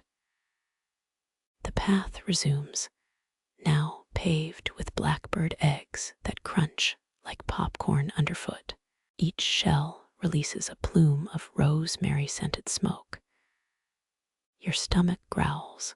Breakfast feels centuries away. A standing stone looms ahead, triangular, crowned with raven feathers. The brooch tears free from your sweater, levitating to hover before the monolith. Its shadow elongates, a sword pointing northeast toward screaming cliffs. You sigh. Of course there's cliffs. Scotland's required by law to have cliffs every 5 miles. The first bird song of dawn creeps in pink light, licking the horizon. The path's glow flickers, foxfire dimming to embers. The piper's final warning drifts on the wind, fainter than cobwebs. Dinny linger where the crows write the laws. Your heel grinds the last glowing moss. It sparks blue before dying. The brooch clatters to the frost, a compass needle welded to north. Ahead, the cliff's edge gnaws at the sky, and the path marches straight over it. Your palm meets the monolith. Its carvings ignite like magnesium strips. Blue flames lick your fingertips without burning their heat, replaced by the static tingle of a CRT screen. The stone exhales a chord that predates bagpipes, a mudslide of deep earth groans and cracking glaciers. Vikings chipped similar notes into bone flutes. though historians still argue whether it was music or a way to freak out their sheep. Faces emerge in the lichen, Pictish warriors with triple spiral eyes. Their lips move in unison, the bagpipes drone morphing into guttural chants. Tha sin, a gabhail telatched, and ad betha efhine, they rumble. You catch the Gaelic word for delight. But mostly, it sounds like a rockslide debating brunch plans. Your brooch vibrates. Its thistle prongs unscrew themselves to form a tiny sextant. A crack splits the stone from base to crown. Glowing pollen spills out like confetti from a broken piñata. 17 generations back, your ancestors might have inhaled this same dust during Beltane rituals, or maybe just huffed it behind a barn. The pollen coalesces into a three-dimensional map, shimmering hills and rivers, snaking like eels. A dotted line winks, your face reflects in its path, warped as a carnival mirror. Fringe theorists insist standing stones emit ultrasonic mating calls for Neolithic astronauts. Right now, you'd believe it. The raven lands on your shoulder, its talons drawing blood as it pecks at the map's northern quadrant. Rainsford's Folly flickers in cursive script, a Victorian-era asylum swallowed by peat in 1892. You read the brochure once, Haunted Ruins. 5 stars on TripAdvisor, complimentary straitjacket selfies. The chant shifts. A woman's voice rises above the others, singing burnt hymns in reverse.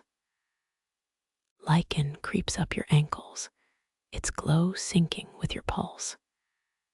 You stumble sideways, boots scuffing a hidden panel.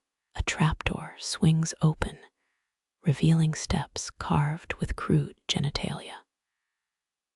Archaeologists found similar fertility markers in Orkney's caves, though your Aunt Mabel insists they're just ancient Yelp reviews. Down you go, each stair squealing like a stepped-on tribble. The chamber below stinks of wet dog and misapplied ambition. Walls drip a substance too green to trust, rainbow slicks swirling like diesel in puddles.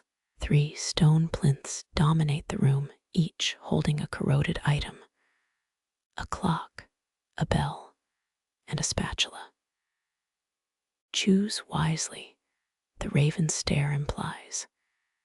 You half expect David Bowie to pop out singing about labyrinth logistics.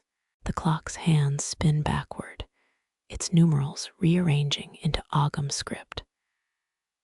You touch 7, 15, 22, blinking through centuries, like a drunk flipping TV channels. A battlefield flashes. Redcoats versus tartan ghosts. A soap factory explodes. 2008 Creef. Very underwhelming. The bell tolls when you graze it, a single note that liquefies your fillings. Your teeth chatter out the rhythm to Loch Lomond. The spatula sticks to your palm, its handle etched with property of Macbeth's caterer. Quirky, yes. Historically dubious, absolutely. You flip an imaginary pancake. The motion triggers a hidden lever. A section of wall grinds open. Dirt showers your head like a gritty encore. Beyond lies a tunnel lined with femurs, each polished to a high-gloss sheen. The raven squawks what might be a congratulatory obscenity. Voices swell, 3 languages overlapping, As you enter the bone corridor, someone's reciting Robert Burns. Someone else orders haggis tacos. A third voice debates the merits of trebuchets versus espresso machines. The walls compress, forcing you to crawl. Your sweater snags on a rib cage. It rattles a jaunty jig as you yank free. Emerald light floods the tunnel's end. You spill into a round chamber where the air itself hums. The ceiling's a mosaic of charred parchment, scraps, medical diagrams, grocery lists, a sketch of King James, IV, mooning a unicorn. At the room's center stands a well, its bucket shaped like a segmented heart. The bagpipe's chant emanates from its depths, low and grieving. The brooch leaps from your neck, plunging into the well with a splash of liquid starlight. You peer over the edge. Water reflects not your face, but the piper's. Their fingers brush the surface. Ripples become musical notation. A high note shatters the illusion. The vision disintegrates into floating runes that spell memento viver, or possibly renew your car warranty. Ambiguity's a specialty here. Hairs rise on your neck, the raven's gone silent. Behind you, the femur walls rearrange into a spiral staircase, ascending into pure, ear-splitting darkness. First rule of Scottish exploration: never climb ominous stairs without a biscuit. You check your pockets, lint, a fossilized jelly bean, and €2. €50 from that layover in Brussels. Close enough. Step 5 creaks, your weight triggers a tremor in the well. Water surges upward, a geyser of silver droplets hardening into spoons, thousands of them, a glinting artillery barrage. You duck. A tablespoon embeds itself in the wall, vibrating with the force of a pissed-off cello string. The staircase convulses, each step now a different texture.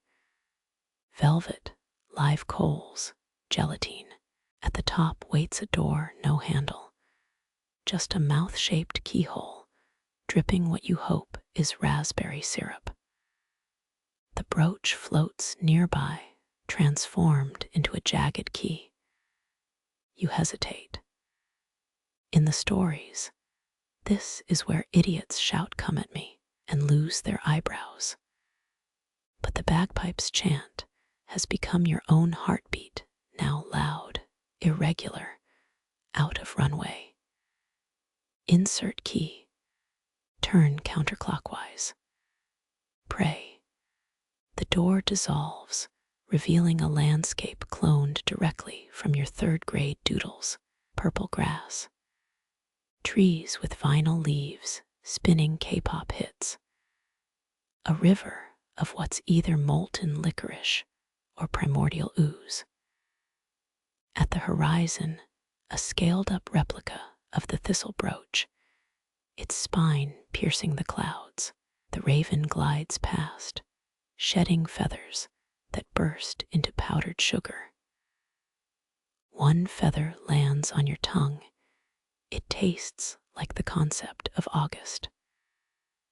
The piper's final words loop in your skull, translated at last. They weren't warning you. They were welcoming you home. The northern sky tears like cheap fabric emerald, and amethyst threads tangle in frantic knots. Your brooch sparks, each thistle spine plucking the aurora's strands into braided cords.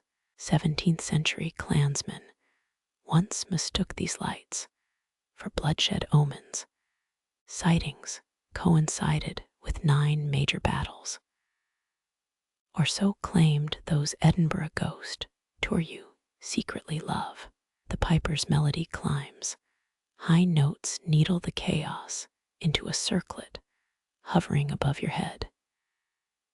It pulses cold as dentist office fluoride and twice as tingly. A ribbon licks your forearm. The contact leaves glittering hieroglyphs on your skin. They fade before you decipher them. Ancient grocery lists or love sonnets. Who knows? The raven dive bombs a violet tendril, emerging with its beak dyed neon pink. Victorians swore auroras foretold potato harvests, which explains their 80% failure rate. You half expect the sky to spell sell TURNIPS in radiant cursive. The crown descends. Its weightless coils nestle into your hair like living accessories. One strand hums a sea shanty. Another whispers pension, fund advice.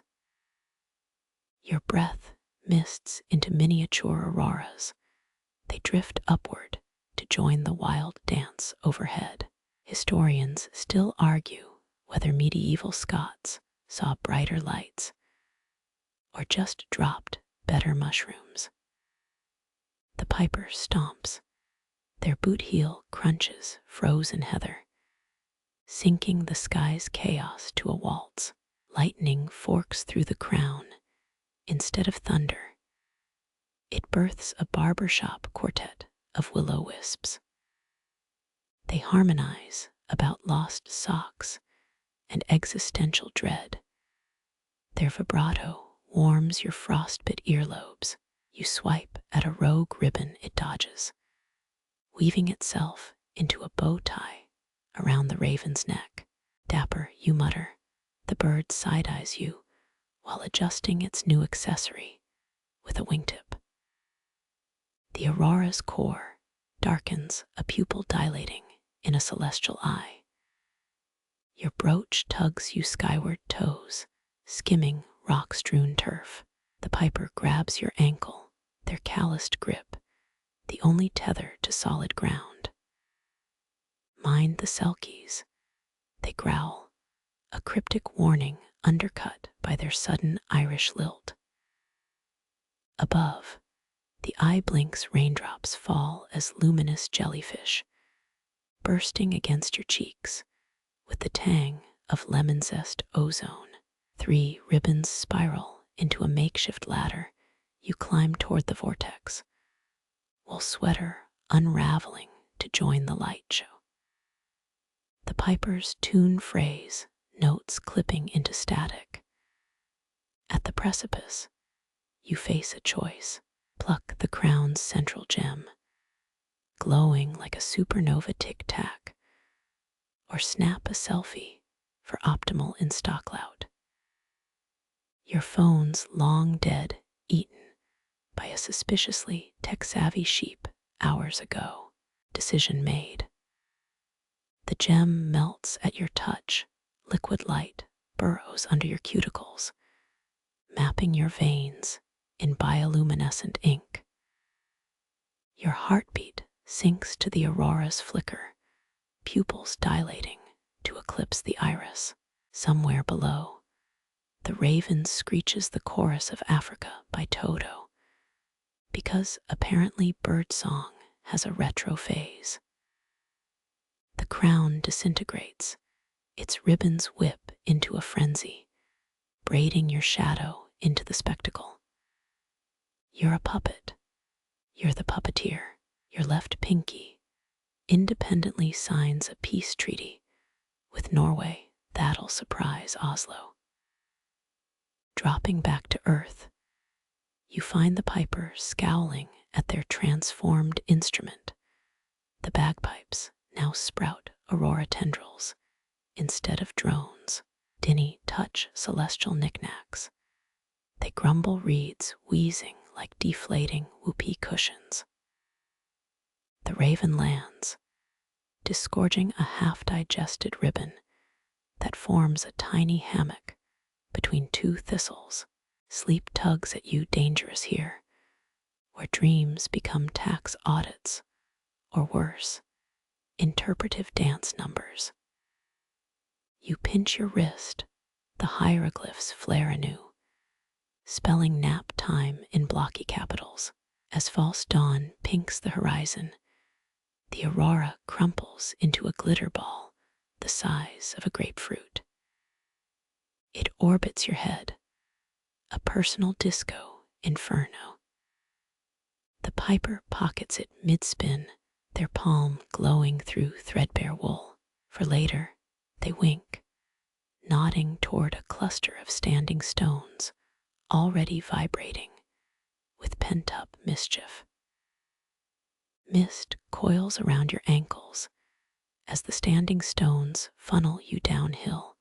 Their vibrations thrum through your hiking boots like bass from a subwoofer.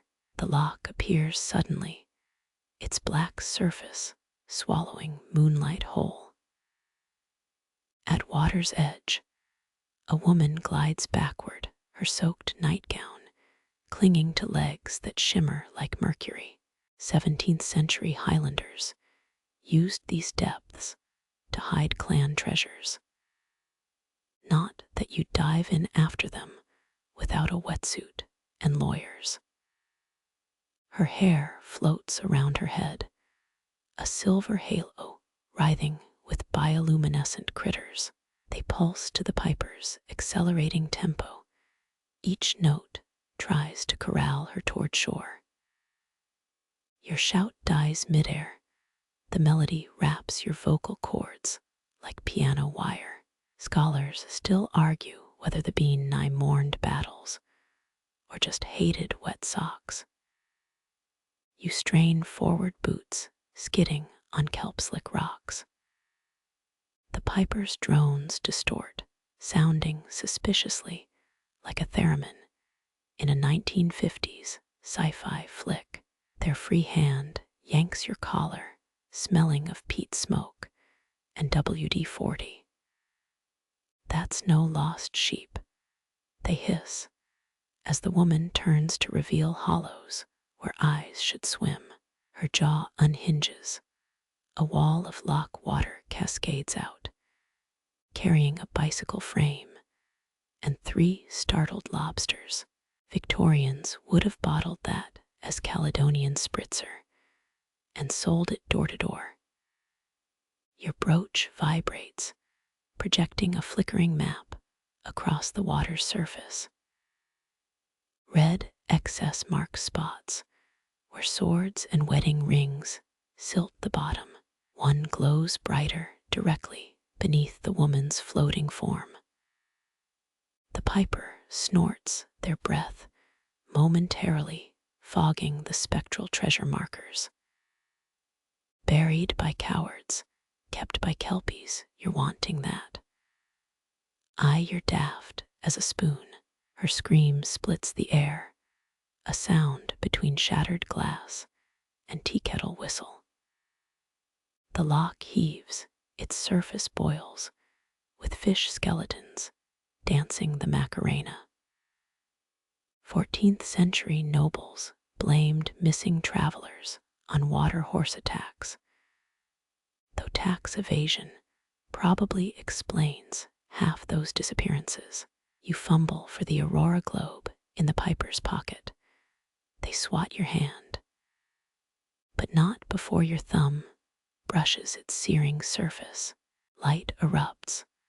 The woman's spectral form disintegrates into fireworks shaped like thistles and disappointment.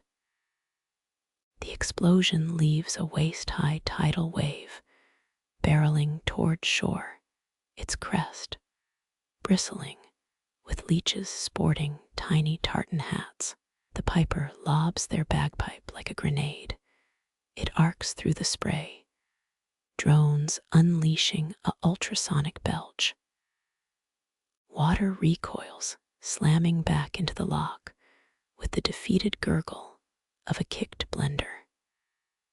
Silence, then a wet plop as the bagpipe resurfaces, now barnacle encrusted and oozing iridescent slime.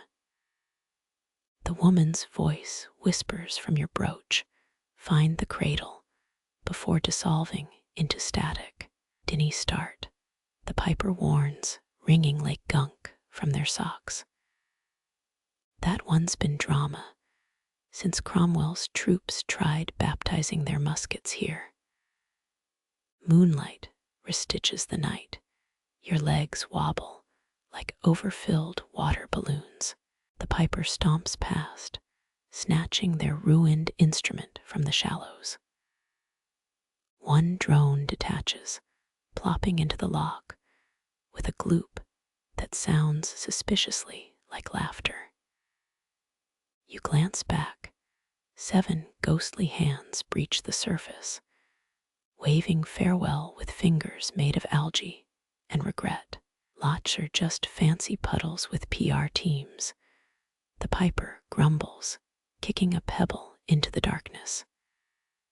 It hits something fleshy, eliciting an offended croak. Your brooch cools, its light now dim as a hotel alarm clock. Somewhere beneath your feet, buried swords rust, and Victorian lobster spirits plot their comeback tour. A single teardrop strikes the bagpipe's reed. The note cracks like a glacier calving. What follows isn't music. It's the rasp of a saw on bone, the crodulcent gasp of a drowned cathedral bell. Your brooch ice burns against your collarbone, its thistle shape, carving frost patterns into your skin. 17th century Covenanters hid their manifestos in locks just like this, though none wrote their grievances with icicles.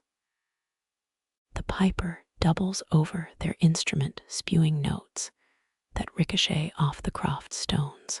One drone pipe vomits peat ash, another dryets black sludge smelling of low tide and betrayal. You reach for their shoulder. Fabric disintegrates under your touch, revealing keloid scars shaped like Celtic knots. Historians still argue whether warpipers really shattered English armor with high seas, but your eardrums vote yes. 70 summers, they wheeze, their voice a shipwreck grinding against rocks. Since I last let that weep out, the floorboards splinter upward, rusted nails quivering like compass needles, obsessed with sad north. Your socks soak through, or maybe that's the Croft itself, sweating grief through its stone pores.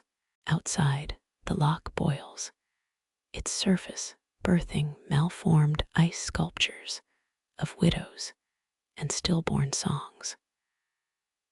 A bottle of something amber rolls from the hearth. Its label reads, "MacLeod's Regret Aged," in seaweed-wrapped casks.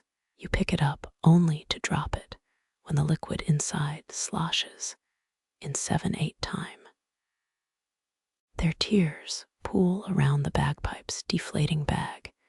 Each droplet contains a tiny, screaming saint. The fireplace belches a final spark. It arcs into the puddle, igniting blue flames that whisper diocesan Latin.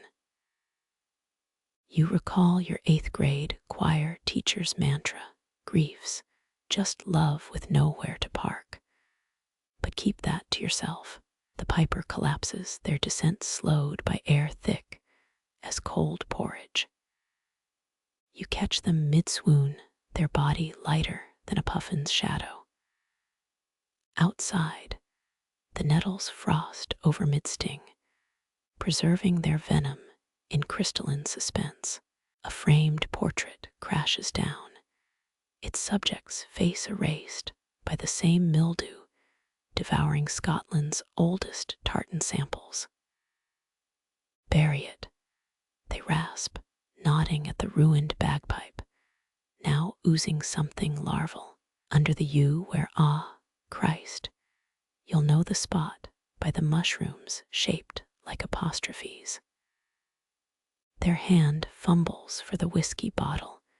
It shatters against their boot, dousing the spectral flames. You taste salt, whether from their tears or the now raining ceiling. It's a debate for better lit philosophers. The brooch's frost spreads to your sternum, its coldness bypassing skin to directly ache your childhood memories of dead goldfish and unanswered letters.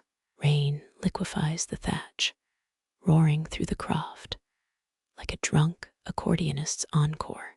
The piper's breathing sinks with the downpour's rhythm, inhalations sharp as a sparran's clasp, exhalations long as a clan's descent into footnote oblivion. You press their hand to the brooch, its metal softens, accepting fingerprints like wax, accepting seals. Dawn's first bird call pierces the storm, a single note that carves the darkness into manageable crumbs.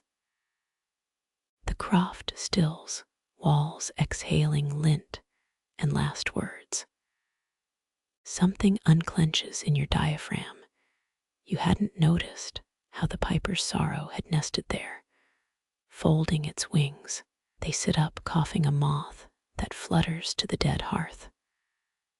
Right, they croak, plucking a string of lotchweed from their beard. Suppose you'll be wanting breakfast. The brooch pulses once, its ice thawing into watercolor warmth, as the ruined bagpipe finally deflates with the dignity of a retired parade float. Gray light bleaks through the east like watered-down milk, spilled across a slate floor.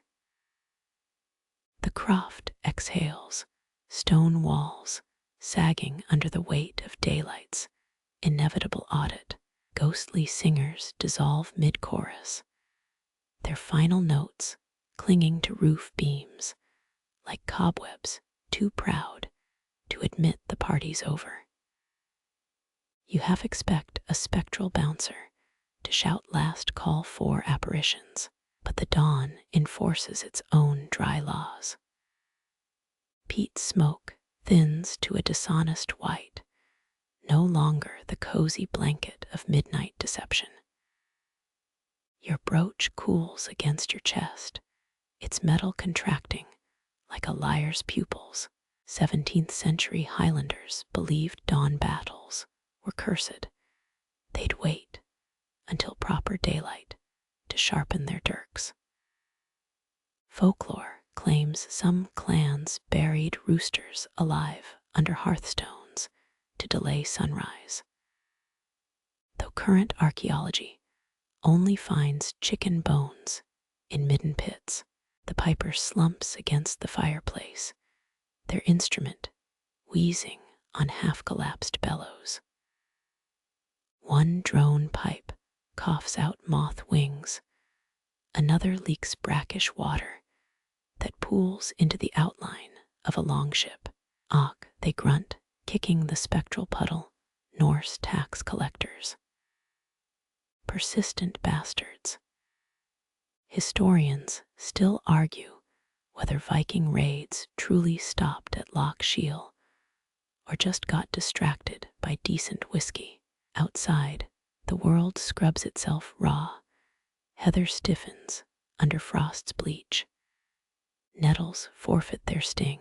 That breakfast offer hangs between you like a tie lettery 2A, tie lettery 07, tie lettery 08, tie lettery 14, tie lettery 2B, tie lettery 21, tie lettery 32, tie lettery 22, tie lettery 17, tie lettery 35, tie lettery 40, tie lettery 2A, tie lettery 35, tie lettery 22, tie lettery 41, tie lettery 2A, tie lettery 15, tie lettery 21, tie lettery 1B. You open your mouth, but the brooch hisses against your skin, smothering words in favor of the piper's dwindling tune. Their fingers stumble over chanter holes, each flubbed note dropping like a dropped stitch in reality's sweater. A thin screech cuts the air. The Croft's door strains against its hinges as daylight muscles in. Shadows retreat to corners, pressing themselves flat as leaves in a hymnal. You glimpse the raven from earlier perched on a rotting fence post, its head cocked in avian disapproval. 12 generations ago, a Macleod chieftain married a woman rumored to hatch crow's eggs under her tongue. Local records cite unconventional maternal practices in the margins. The piper's remaining tears evaporate mid-fall, transforming into salt-crusted midges that flee toward the ceiling. Their shoulders tremble not from sorrow now, but the effort of holding 2 centuries upright as the world demands receipts. You press a hand to the brooch. Its engraved thistle pricks your palm, whispering not yet in glyph language. Sunlight invades the hearth. Its beams dissect the remaining gloom into geometric surrender. The fire's last ember pops, launching a spark that describes perfect parabola shame before fizzling in the porridge pot. Should have used more oatmeal, the piper mutters, prodding the sludge with a spoon bent from bygone arguments. Somewhere beyond the rotting thatch, sheep bleat their morning gossip. The Croft's foundation creaks, settling into daytime's bargain bin reality. You notice the rafters are just rafters now, no longer the ribcage of some slumbering peat god. Even the ghostly handprints on the walls fade to ambiguous stains. Future Airbnb guests will blame them on clumsy redecorators. The piper's chin dips toward their chest, bagpipe slipping from slackened arms. You catch it reflexively. The drone pipes exhale a sigh that smells of wet wool and unkept promises. For 3 heartbeats, the instrument feels lighter than it should, almost eager to flee this daylight accountability. Then it's just wood and bladder again, a retired diva's prop in a community theater storage closet.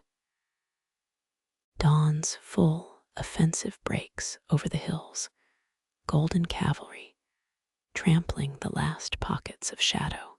A bubble of silence swells, pops, leaves your ears ringing with the aftertaste of miracles. The piper snores, a sound like bagpipes played through a kazoo. You drape your jacket over them, noting how their beard has reclaimed its mortal gray. Mist retreats up the glen, tucking itself between mountains like a teenager avoiding chores. Your brooch pulses once, a lazy goodbye nod from a bus driver you'll never see again. The door surrenders to sunlight, its wood grain resolving into ordinary rot. You step through, half expecting the Croft to dissolve like sugar in tea. It doesn't. Not yet. Behind you, a single drone note lingers, the piper's breath clinging to dawn's coattails. Centuries from now, hikers will debate whether that faint hum is wind through stones or a duet waiting for its next verse. The mist thickens, not the cozy kind that hugs hillsides, but the desperate sort clinging to last night's magic like a toddler to a candy bag. Your palm tingles where the piper's cold fingers brushed yours. Their parting gift, now a leaden whisper against your skin. 17th century Highlanders used thistle brooches to fasten clan plaids, though none reportedly left blue rust stains resembling buyer's remorse. The metal bites, a precise sting between your thumb and forefinger. You half expect the wound to sprout engraved runes, reading succor, born every century. The piper's silhouette dissolves their final breath, crystallizing into a moth that dive bombs your left ear. Oi, you swat at it, only to realize the brooch's pin has drawn blood. Folklore claims such pricks let spirits track you through time. Or maybe they just really hated untethered accessories. Dawn's assault completes itself. The Croft stones revert to lichen-crusted rubble. Its chimney, a jagged tooth against the bleaching sky. You squint at the brooch, 7 twisted petals encircling a starburst patina. Historians still argue whether these designs charted secret trails to holy wells, or were just the result of bad 18th century metallurgy. A distant sheep bleats its derision palpable. Your pocket accepts the brooch reluctantly. The fabric bulges, as though you've smuggled a disgruntled hedgehog. 10 paces downhill, frost crisps the grass into glass shards that crunch like ancestral gossip. You glance back, the ravens perched on a mossy boulder, preening feathers that shimmer gasoline rainbow. Victorian naturalists once claimed such birds carried Viking curses in their quills, though modern science blames it on light refraction and an overactive imagination. The village materializes, its whitewashed cottages smug in their mundanity. Your boots squelch through mud that reeks of wet dog and regret. The inn's sign creaks, a painted stag judging your dishevelment. Inside, the barkeep slides you a whiskey without asking. The glass leaves a ring that mirrors the brooch's shape. Rough night, she asks, nodding at your hole-riddled sock. You grunt, a universal code for ask the eldritch bagpipe entity. Upstairs, the brooch glows faintly. Its engravings squirm under moonlight like impatient worms. You press it to your temple, bad idea. Bagpipe music floods your sinuses, accompanied by the distinct smell of burnt shortbread. 3 heartbeats, later silence. The ceiling sports a new water stain shaped like the piper's smirk. Sleep comes in fits, your dreams stalked by spectral sheep debating tax evasion techniques. Dawn finds you cheek to pillow with the brooch, its cold embrace leaving a thistle-shaped indent on your face. The innkeeper's daughter hums while scrubbing tables. The tune's cadence matches the piper's last gasp. You freeze, she winks, whisking away your untouched porridge. Outside, the hills yawn, their shadows stretching long fingers toward your boots. The brooch thrums, a subcutaneous itch no scratching can soothe. You march uphill, drawn by a drone note only your marrow recognizes. Halfway up, the path forks, one trail dotted with sheep dung, the other shimmering with unseasonal fireflies. Your brooch heats up, its pinch scream translates to left. Idiot. The Croft's foundation waits, moss devouring its last ambitions.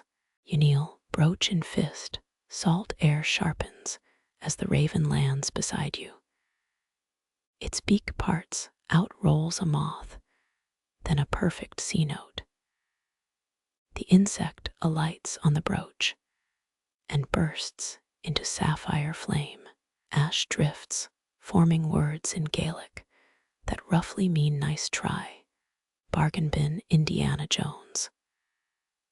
Back at the inn, you nurse a pint, brooch now dormant, in your breast pocket. The barmaid hums again. You catch a glint of tarnished silver at her throat. Her thistle brooch winks, or maybe it's just the whiskey. Outside, dusk gathers its skirts, the first stars pricking through twilight's fabric. Your hand drifts to the lump over your heart. Metal answers flesh with a pulse that says soon.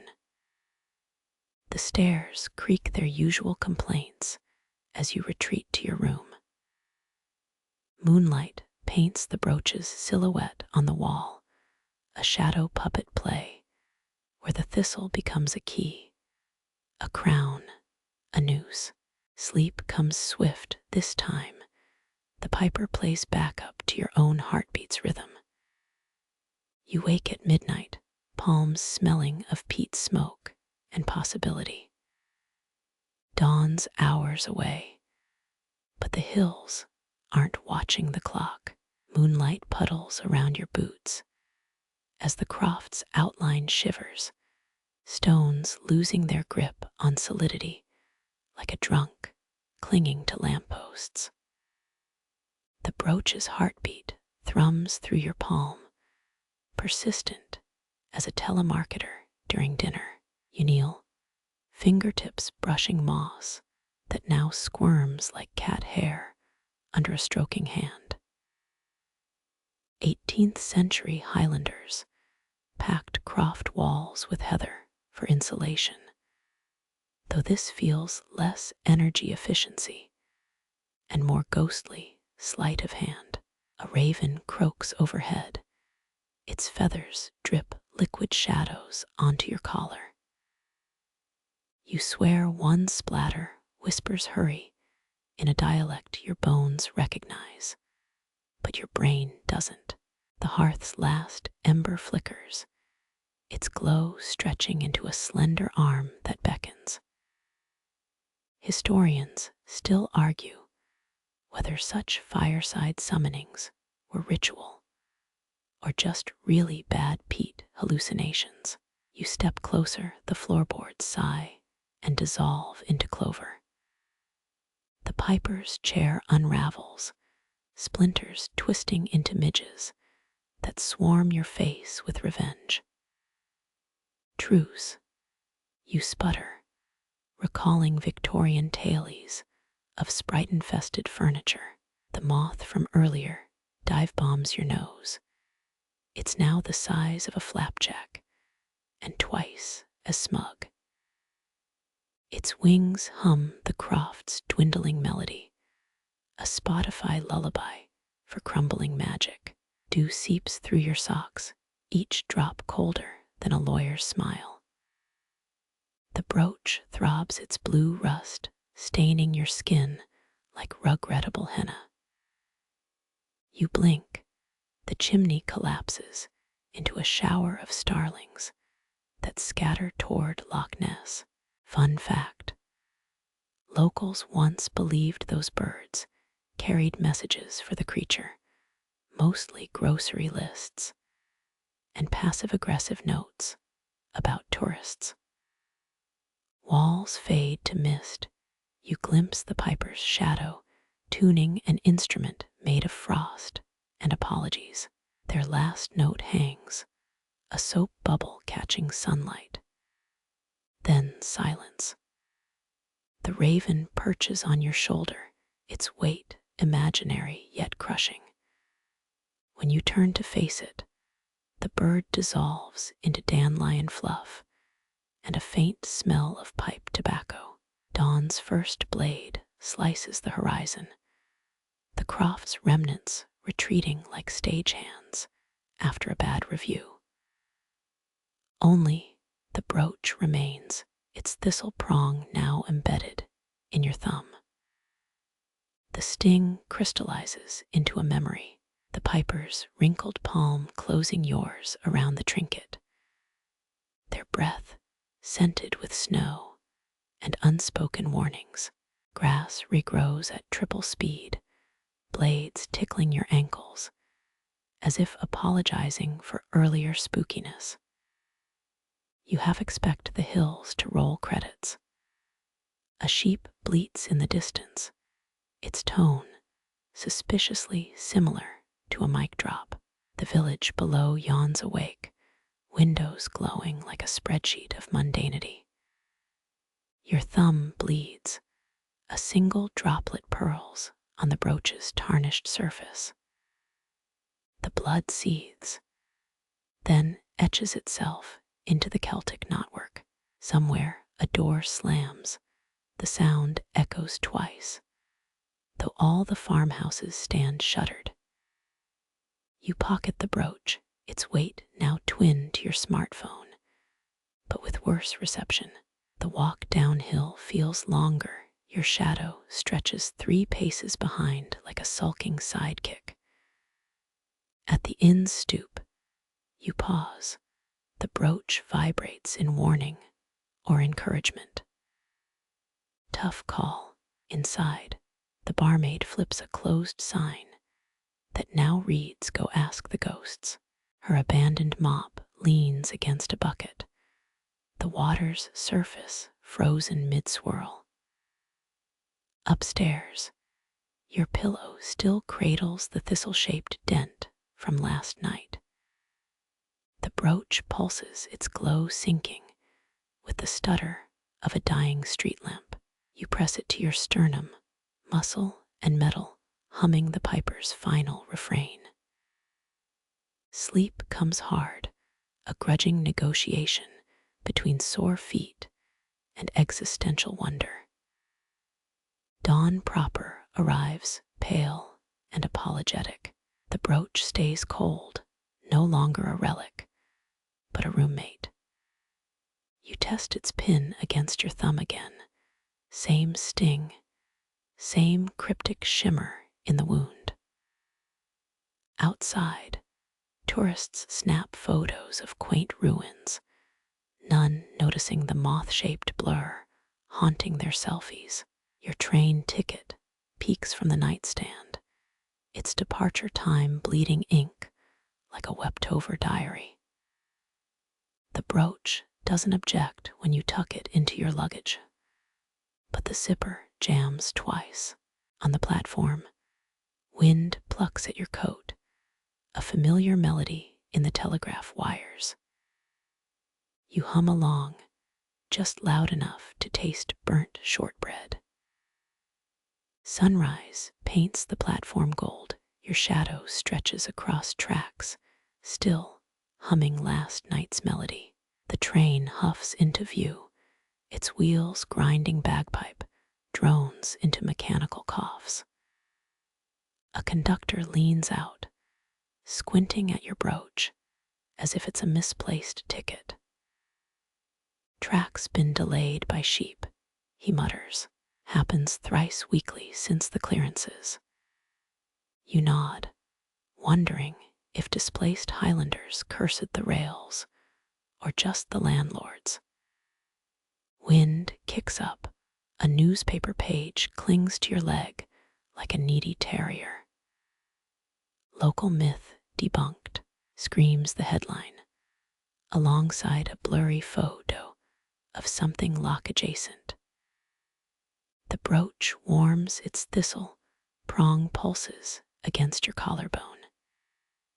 You scratch the spot, your fingernail comes away glittering with lichen green powder. Victorian luggage labels claimed this stuff cured insomnia, or maybe caused it. Sources differ. Steam billows as you board your seat cushion, crackles with static electricity, and generations of rationed grudges. The brooch hums not the piper's tune, but a muzak version. Disrespectful.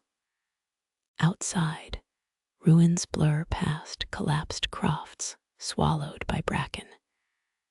Historians still argue whether these were homes or ancient root cellars for turnips. A toddler behind you shrieks. The brooch's hum shifts to a frequency that silences the mid-wail. You make a mental note. Magical mute button. Sunlight glares off ancient rail ties, 60-year-old iron forged from cannons after Culloden. The brochure in your pocket doesn't mention that. Heather taps the window, the same stubborn purple that survived centuries of English boots. You press the brooch to the glass. Frost spirals outward. Through the ice, a figure walks the hills. But when you blink, it's just crows mobbing a sheep carcass. The brooch retreats, icy against your palm. Fields surrender to forest. Trees lean like crooked old men swapping gossip. A tunnel swallows the train, momentary darkness, punctured by the brooch's faint glow. Fog creeps in, or is that pipe smoke? Your breath hitches the taste of peat, and loneliness coats your tongue. The man across the aisle sneezes. His newspaper reveals an ad. Ghost tour. Authentic 2 a.m. whispers. You snort. Amateur hour. Emerging into light, the tracks skirt a loch's edge. Water mirrors a sky now mottled with clouds. The brooch vibrates, not alarming, but insistent. You trace its knotwork. Each twist aligns with the shoreline's jagged teeth. 5 minutes pass, or 50. Time hears a suggestion, like speed limits or 24-hour diner menus. The conductor shouts a stop. You stumble out, gravel crunching underfoot like stale shortbread. The station's a shed, weather-vane screeching tailies of bygone storms. A plaque commemorates some duke who civilized the area. Local graffiti ads. Sniffed one too many thistles. The brooch cools its mission accomplished or just bored. Your thumb throbs where the pin bit, a scab shaped like a tiny Celtic cross. Up the road, B&B lights twinkle, postcard coziness, undercut by a flickering neon vacancy sign. Your suitcase drags, wheels clogged with clover. The landlady eyes your brooch, inhales sharply, but says nothing. Upstairs, you dump your bag. The brooch rolls out, lodging itself in a floorboard crack. You pry it loose, and the board splinters into silver birch saplings. By morning, they'll be kindling. In the shower, steam curls around the brooch's thistle shape, water pooling greenish before circling the drain counterclockwise. Coriolis effect. Fairy plumbing. You towel off and nap, dreaming of moth wings beating to a reel. Dusk finds you at the village pub, whiskey in hand, brooch hidden under your shirt. A bard murders Loch Lomond on accordion. Your thumb itches. The brooch hums a correction. No one else hears. Locals debate a nearby archaeological dig, a pit filled with elk teeth and melted buttons. Ritual site. Insists a red-bearded man. Victorian trash heap. Counters his wife. You sip your drink, aware the brooch's pin now points northeast. Back in your room, moonlight stripes the bed. The brooch throws elongated shadows that don't match its shape. One looks suspiciously like a bagpipe. You chuck it into the dresser. It clatters louder than physics allows. When you check, it's nestled in your sock and glowing faintly. Sleep ambushes you mid-curse, dreams full of train tracks that coil like serpent spines. Dawn arrives, the brooch sits quiet on your pillow. No hum, no pranks, just cold metal and tarnish. You pocket it checkout time and pause on the B and B steps. Somewhere uphill, a lone piper practices scales, or maybe crows. Wind carries the difference away. The train home smells of synthetic lemon and resignation. You press the brooch to the window. It reflects the landscape as it once was, or will be. Towers of bracken become Croft walls. Sheep ripple into children, chasing a hoop. A shadow figure raises a hand. You mirror them. The brooch digs into your palm once, sharply, then stills. By Edinburgh, the thistle's rust has stained your pocket lining, a blue reminder. You consider tossing it into the Forth, but your arm won't obey. Night falls, street lamps buzz through the brooch's patina, casting thorn-shaped shadows. Your key scratches the apartment lock, a discordant note that harmonizes with nothing. Just urban silence. The brooch sleeps, or pretends to. You place it on the bookshelf, between a seashell and overdue bills. Through the window, a moth taps the glass thrice. You open the pane, it alights on the brooch, then crumbles to dust. The wind carries it away, along with the faintest strain of a lament. City noise swallows the rest. Morning comes, the brooch is gone. Only a lichen stain remains, creeping across the wood grain. You touch it cold, yet vibrating at the edge of hearing. Outside, construction drills scream. Somewhere north, a train whistle answers. Sunrise licks the valley's edges. Sheep bleats stitch the mist like a clumsy tailor. Your empty palm itches where the brooch once dug. Now, just a lichen smear on your ribs. Farmhouse chimneys cough peat smoke, the smell of burnt toast and 18th century land wars. Cheviot flocks graze where clans once plotted rebellion, woolly colonizers munching on history. A tractor putters past, its radio leaking static pop. You half expect the brooch to harmonize, but your chest stays quiet. A farmer waves, his calloused grip once crushed Jacobite musket balls into jewelry. Or so pub tailies claim. Your boots squelch mud that might hold bones, or just bad drainage. At the crossroads, a rusted sign creaks, beware of ghosts adorned with child stickers. You snort. The real hauntings are quieter, patched roofs, sagging under mortgage rates, beta blockers dissolving in tea, a raven pecks at a McDonald's wrapper, Celtic knot fries sketched in ketchup. Close enough. The village shop's bell jingles. Teen cashiers scroll TikTok while oatmeal packets expire. You grab shortbread branded with Bonnie Prince Charlie's face. Historians still argue whether he actually liked the stuff or just choked it down between defeats. Your teeth crunch sugar and irony.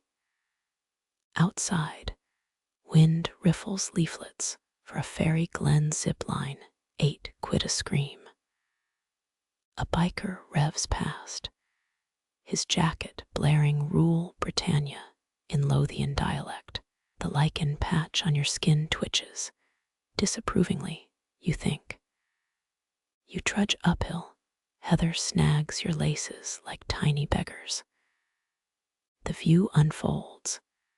Patchwork fields, a crumbling brock, 3 Tesco lorries groaning uphill. Medieval meets modern in a shrug. That stone circle. Experts claim it's a Bronze Age sheep pen. The brochure insists it's where druids auditioned for the solstice. Your pocket buzzes, not your phone, but the lichen's residue humming Mary's wedding at rogue-sharp pitch. A yew glares, jaws working on thistles with ancestral spite. You mutter sorry to nobody. Down in the glen, kids lob stones at the haunted well. Its water allegedly cured Cromwell's syphilis. You're skeptical. The village Facebook group still debates that versus chlamydia. A terrier digs by the cairn, unearthing a Coke can and something ivory. Maybe a saint's finger bone. Maybe a wish. Calm knick-knack. You collapse on a vandalized bench. Its plaque honoring a landlord now says wanker in glitter pen. The lichen ache spreads, your sternum thrums like a muted drone. Across the valley, wind turbines pivot, giant sleepwalkers indifferent to Pictish ghosts, napping in their shadows. The pub's lunch rush breathes fish and chips, and VAT receipts. You order haggis nachos, tourist bait, but the whiskey's real. The barmaid eyes your lichen-stained shirt. Craft fare up the road does tie-dye. She lies politely. Rain smudges the windows, an old pane rolling off the Grampians. You pocket a beer mat sketched with rowan leaves and witchcraft receipts. Your grandmother's voice nags. Don't insult what you stole from. The lichen vibrates. Or is that your liver protesting lunch? Damp seeps into your trainers, the kind of cold that outlasts empires. You pause at a bee, and bee where the doorknob's layered with 47 coats of paint. Faint laughter seeps upstairs, Victorian laughter, time capsuled between plaster and pipe insulation. By dusk, you're back on the train, licking salt and cultural displacement from your fingers. The valley winks out behind you, one final glint off a dairy tanker's steel belly. Your seatmate snores through Braveheart on his laptop.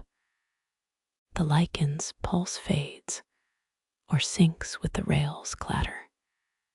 Streetlights swallow the stars as Edinburgh heaves into view. Your apartment key still fits, mostly. The lichen stains gone gray, its murmur drowned by sirens. You microwave noodles, wondering if Highland rain ever truly dries, or just migrates south as existential dread. Before bed, you check the news, Loch Monster sighting, accompanied by a photo of floating garbage bags. The lichen itches once. Fiercely, a phantom broaches bite. You chuckle, but your dreamless sleep feels borrowed. Dawn's alarm blares landfill pop. The lichen's residue flakes off in the shower, swirling down the drain in Celtic swirls. On the mirror, steam draws a thistle or a question mark. You wipe it away. The glass stays fogged longer than physics allows. Commute traffic honks a dissonant pibroch. Your coffee's too bitter, but isn't it always? The lichen's echo lingers, a bass note beneath Excel spreadsheets and passive-aggressive emails. When you finally exhale, your breath smells of heather. Or maybe air freshener. Night falls, your last thought before sleep isn't invoices or rent. It's the way Highland mud clings, stubborn and alive, long after you've scrubbed your boots raw. You shuffle into the Stag and Thistle's breakfast nook, wood paneling stained by 2 centuries of bacon grease. Porridge hits your table with a thud, the consistency of mortar, and just as appetizing. The innkeeper's daughter wipes her hands on an apron embroidered with thistles or maybe mold. Cream, she asks, her voice tangled in a Highland lilt you'd recognize anywhere. Her eyes catch the light, that same starry blackness you saw in the piper's gaze. You fumble your spoon.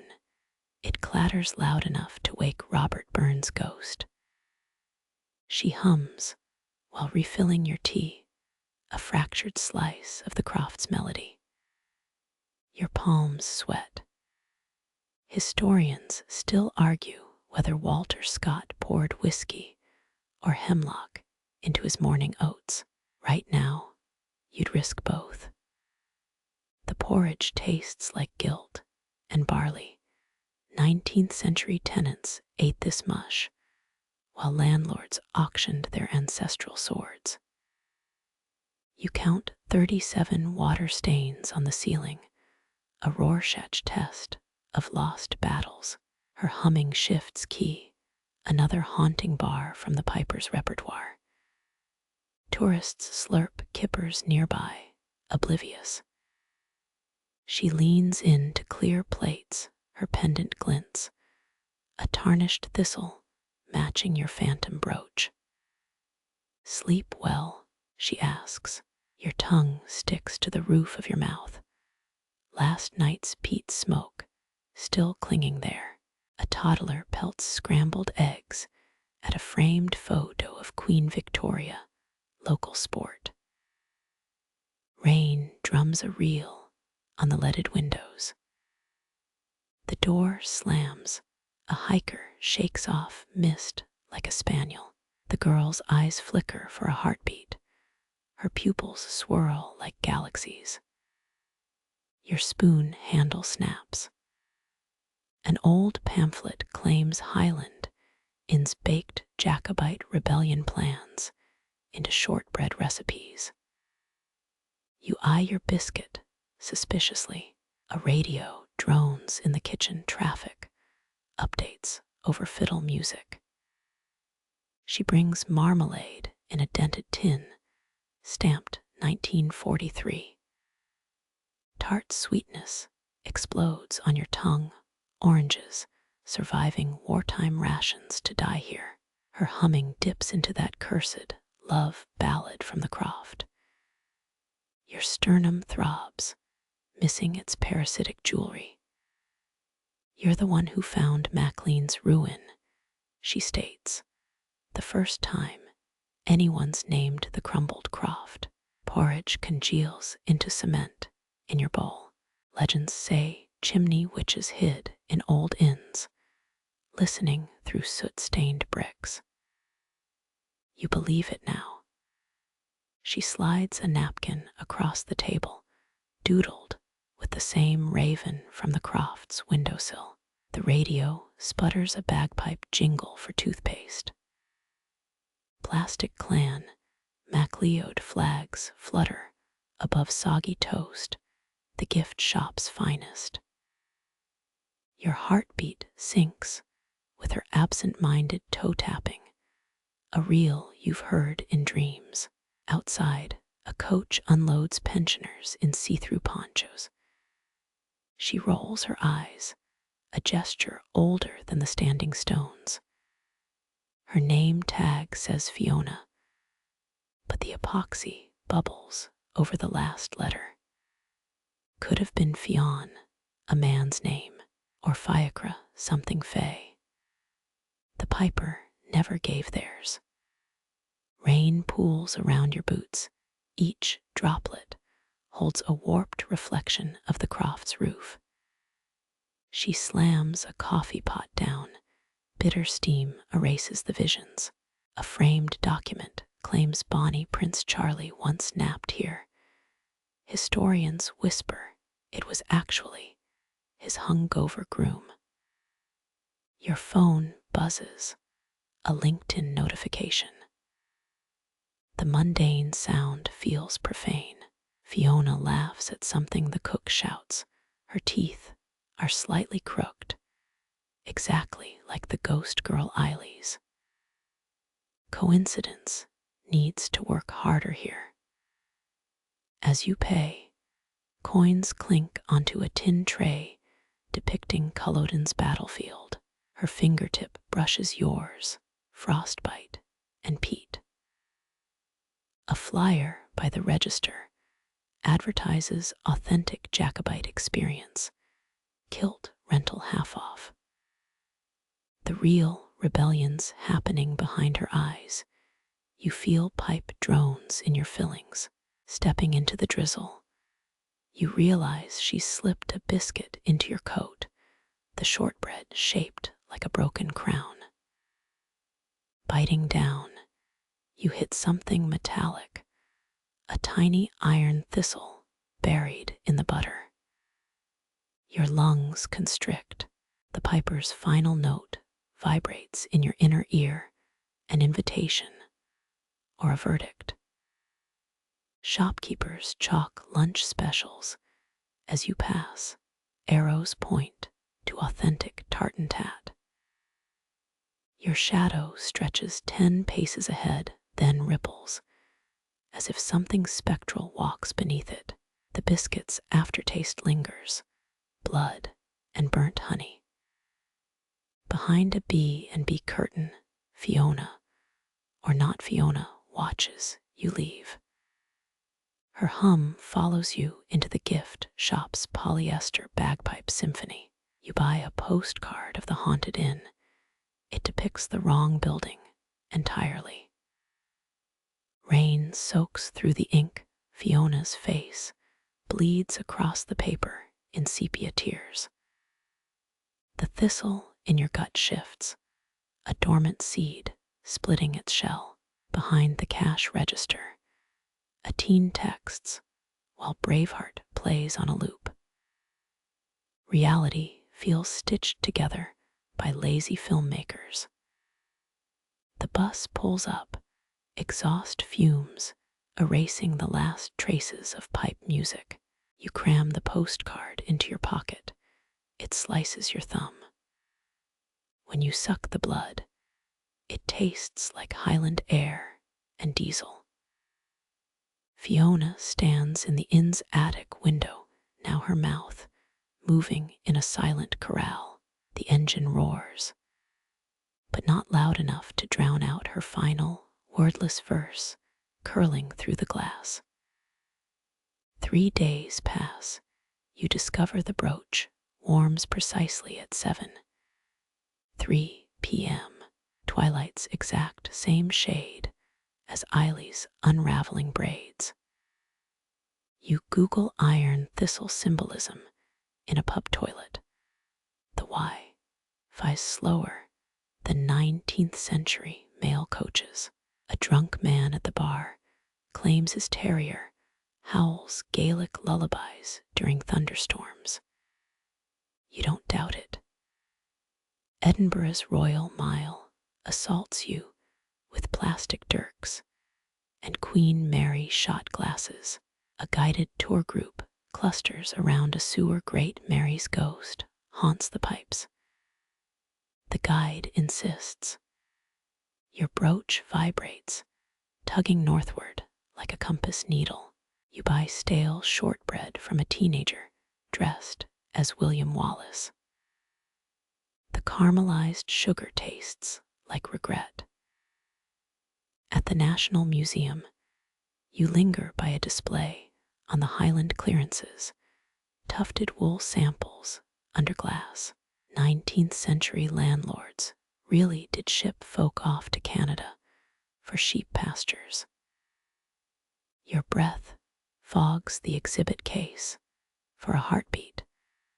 The woven patterns rearrange into the Croft's floorplan. A security guard eyes you chewing aspirin like candy.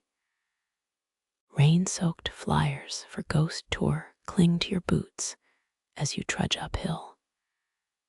The brooch's thistle pricks through your shirt, a metronome stab with each step.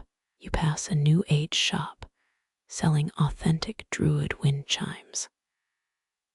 The clerk claims Victorians used tartan as wallpaper, a fact later scribbled in your waterlogged notebook. Night 6, you're sleepless in a hostel dubbed the Thrifty Thane. Bunkmates snore through a podcast about Pictish standing stones. Historians still argue whether those monoliths were navigation aids or ritual blood gutters. Your brooch glows faintly, projecting shadow thistles on the ceiling. The kid below you vapes something that smells like burning heather. Dawn finds you on a coach, headed nowhere, just moving to outrun the melody in your fillings. Rolling hills blur into a green smear. The driver plays Loch Lomond on loop, your molars ache. Through grimy windows, you spot shepherds herding sheep with drones. Progress or sacrilege? The brochure doesn't say. At a petrol station cafe, you smear margarine on week-old bread. The cashier winks. They say Glenshie's oldest tree grew from a piper's lost lung. You pocket 3 sugar packets. Outside, crows dismantle a haggis wrapper. Their caws sync with the brooch's pulses. By week's end, you're deciphering Gaelic graffiti in a Perthshire bus shelter. Thaw me Dualik echoes the piper's voice, or your sleep deprivation. You buy a 3 pounds umbrella that inverts in the first gust. The village thrift shop has a 1970s board game, Highland Feud. Steal your neighbor's sheep. You're tempted. Moonlight ambushes you on the 15th night, spilling through a Travelodge window like liquid mercury. The brooch burns cold against your chest. Shadows ladder up the wall too angular for standard issue hotel art. That fragmented tune swells in your sinuses. Your knees hit cheap carpet as the window pane hums, a single sustained drone.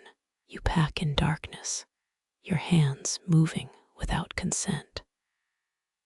The front desk clerk doesn't look up from her true crime podcast as you flee. Night buses don't run here. You walk along the A9, halfway to Pitlochry. Headlights whip past, truckers oblivious to your brogue-clad shuffle. Dew soaks your jeans by dawn's first bruise-colored streaks. The brooch steers you onto a deer path, brambles snagging your hoodie strings. Your phone dies after snapping one blurred photo. A standing stone wearing a traffic cone hat. Glasgow Uni students strike again. Clouds belly flop across the sky. You count 12 different grays before noon. A farmhouse's aroma of burnt toast momentarily overpowers the brooch's P10 blood scent. Sheep watch you scale a rusty stile. Their eyes reflect the same judgment as the Croft's raven. The first mandolin sting of rain hits as you spot familiar hills. Your throat tightens, not from exertion, but the tune's crescendo. A moth-eaten hiking trail closed sign flaps in the wind. You duck under it, polyester rope snapping against your neck. Heather scratches at your wrists like bony fingers. Twilight bleeds out across the moors. Your shadow stretches 3 meters before dissolving into mist. The brooch's prongs unscrew themselves. One drop of your blood plinks onto granite. Later, geologists will debate whether these lichen patterns suggest Celtic carvings or clever erosion. Right now, you're busy vomiting into a fox den. Stars puncture the sky's black hide. Your torch dies mercifully as the Croft's outline materializes. No crumbling ruin tonight. Fresh thatch crowns its roof, smoke coiling like a lazy serpent. The door hangs ajar. A triangle of firelight licks your boots. Inside, the chair by the hearth sits empty, but 2 teacups steam on the table. The raven's shadow crosses the doorway. Black wings eclipse the moon as you step inside. Peat smoke coils around your ankles, familiar as the piper's breath. You half expect aged hands to offer scones, but the chair gapes empty. A tea-stained map sits folded under 1 cup. 16th century sailors called these Luckenbooth charts when trading silver thistle pins for safe passage. Your brooch pulses, a twin rhythm to the hearth's crackle. 3 logs shift. Their snap mimics musket fire from Culloden's fields. You almost lunge for cover before remembering your aunt's Marie Antoinette obsession. History's just trauma with better PR, she'd say, sipping Chardonnay in her jacuzzi. The memory fades as steam rises. You swear it forms Eileen's face before dissolving. Outside, the raven croaks twice. Highland lore claims they carry curses between generations. A draft flips the map. Open your finger traces a route through vanished glens. Ink stains your skin. The letters rearrange into thaw-thur air eyes. You mutter the Gaelic. Your smartphone voice memo catches it as Harry Styles air bass. Frost spreads across the table, not ice, but salt. 18 perfect crystals glint, same number as Jacobite rebels hanged at Carlisle. You pocket 1. The raven taps the window. Its beak clinks like a penny dropped on slate. When you turn back, the other cup holds dregs darker than coffee. Firelight paints the rafters. Carved sigils shimmer between soot stains.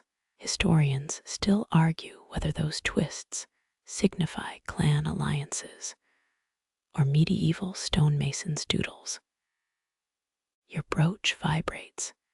Its prongs spellbind the salt grain into a tiny sword. The blade hums flower of Scotland off-key.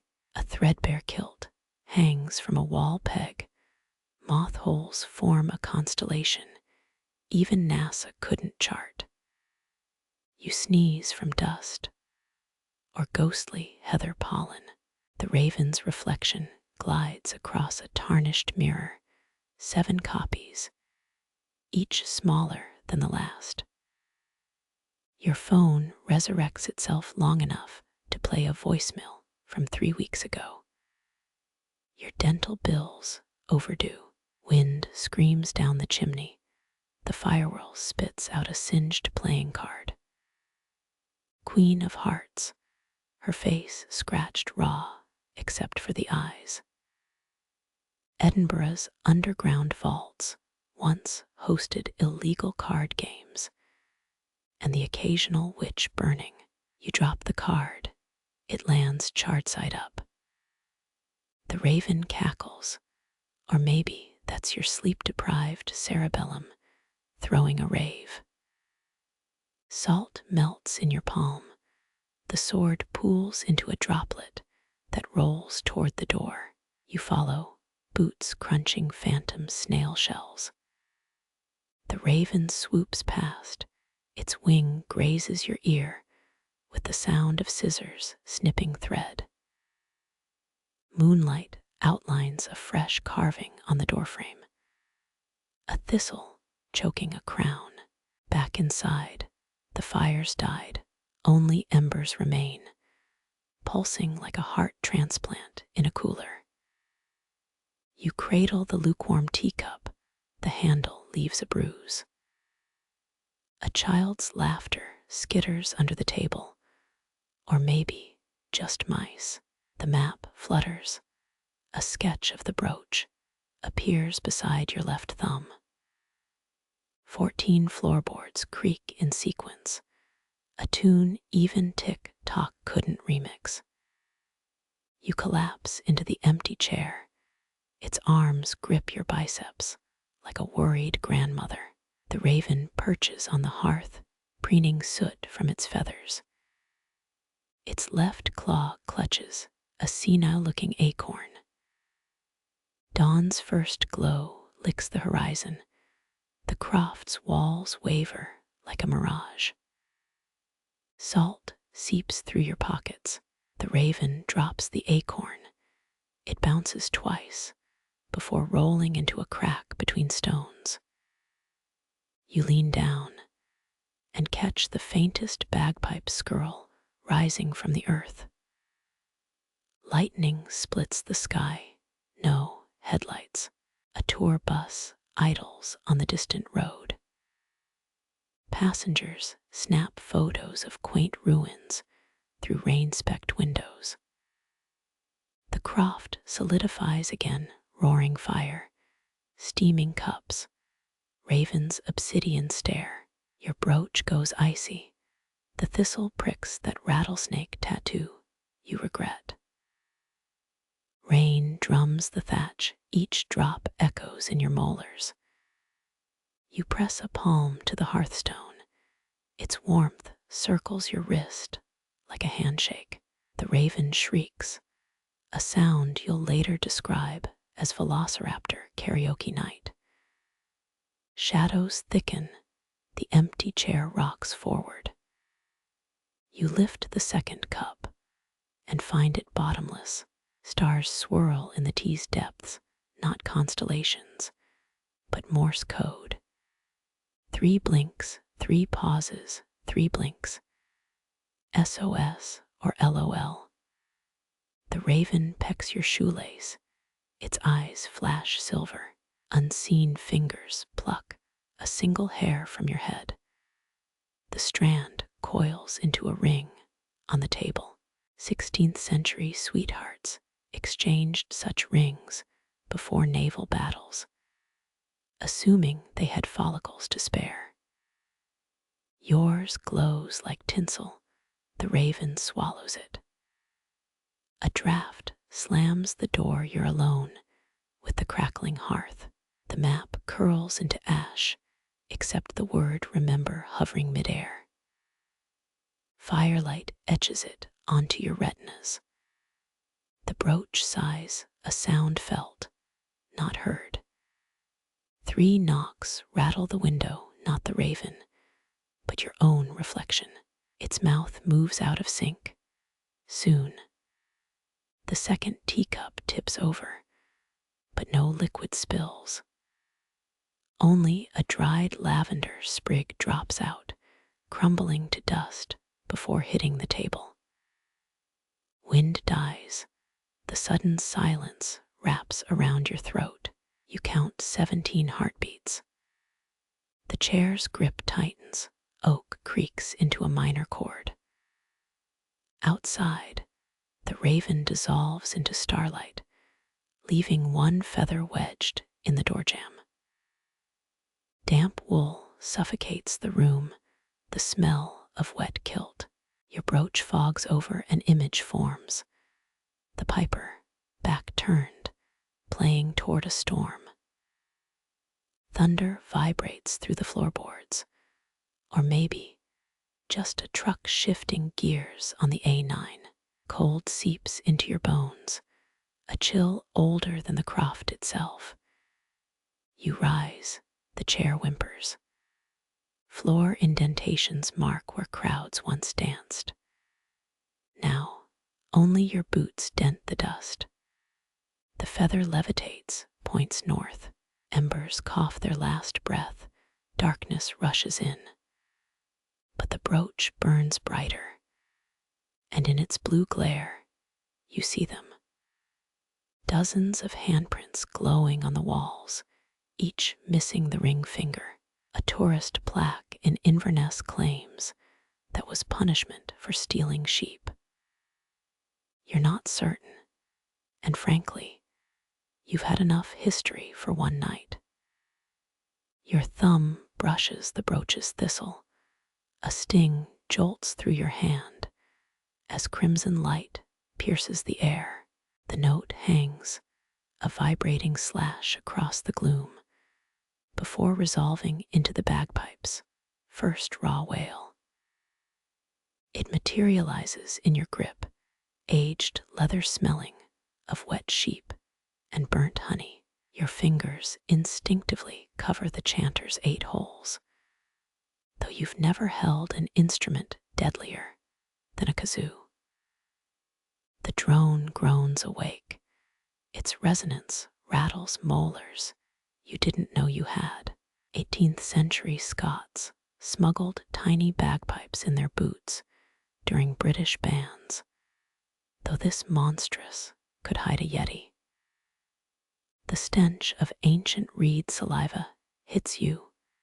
Historians still argue whether pipers shared mouthpieces or just had terrible hygiene.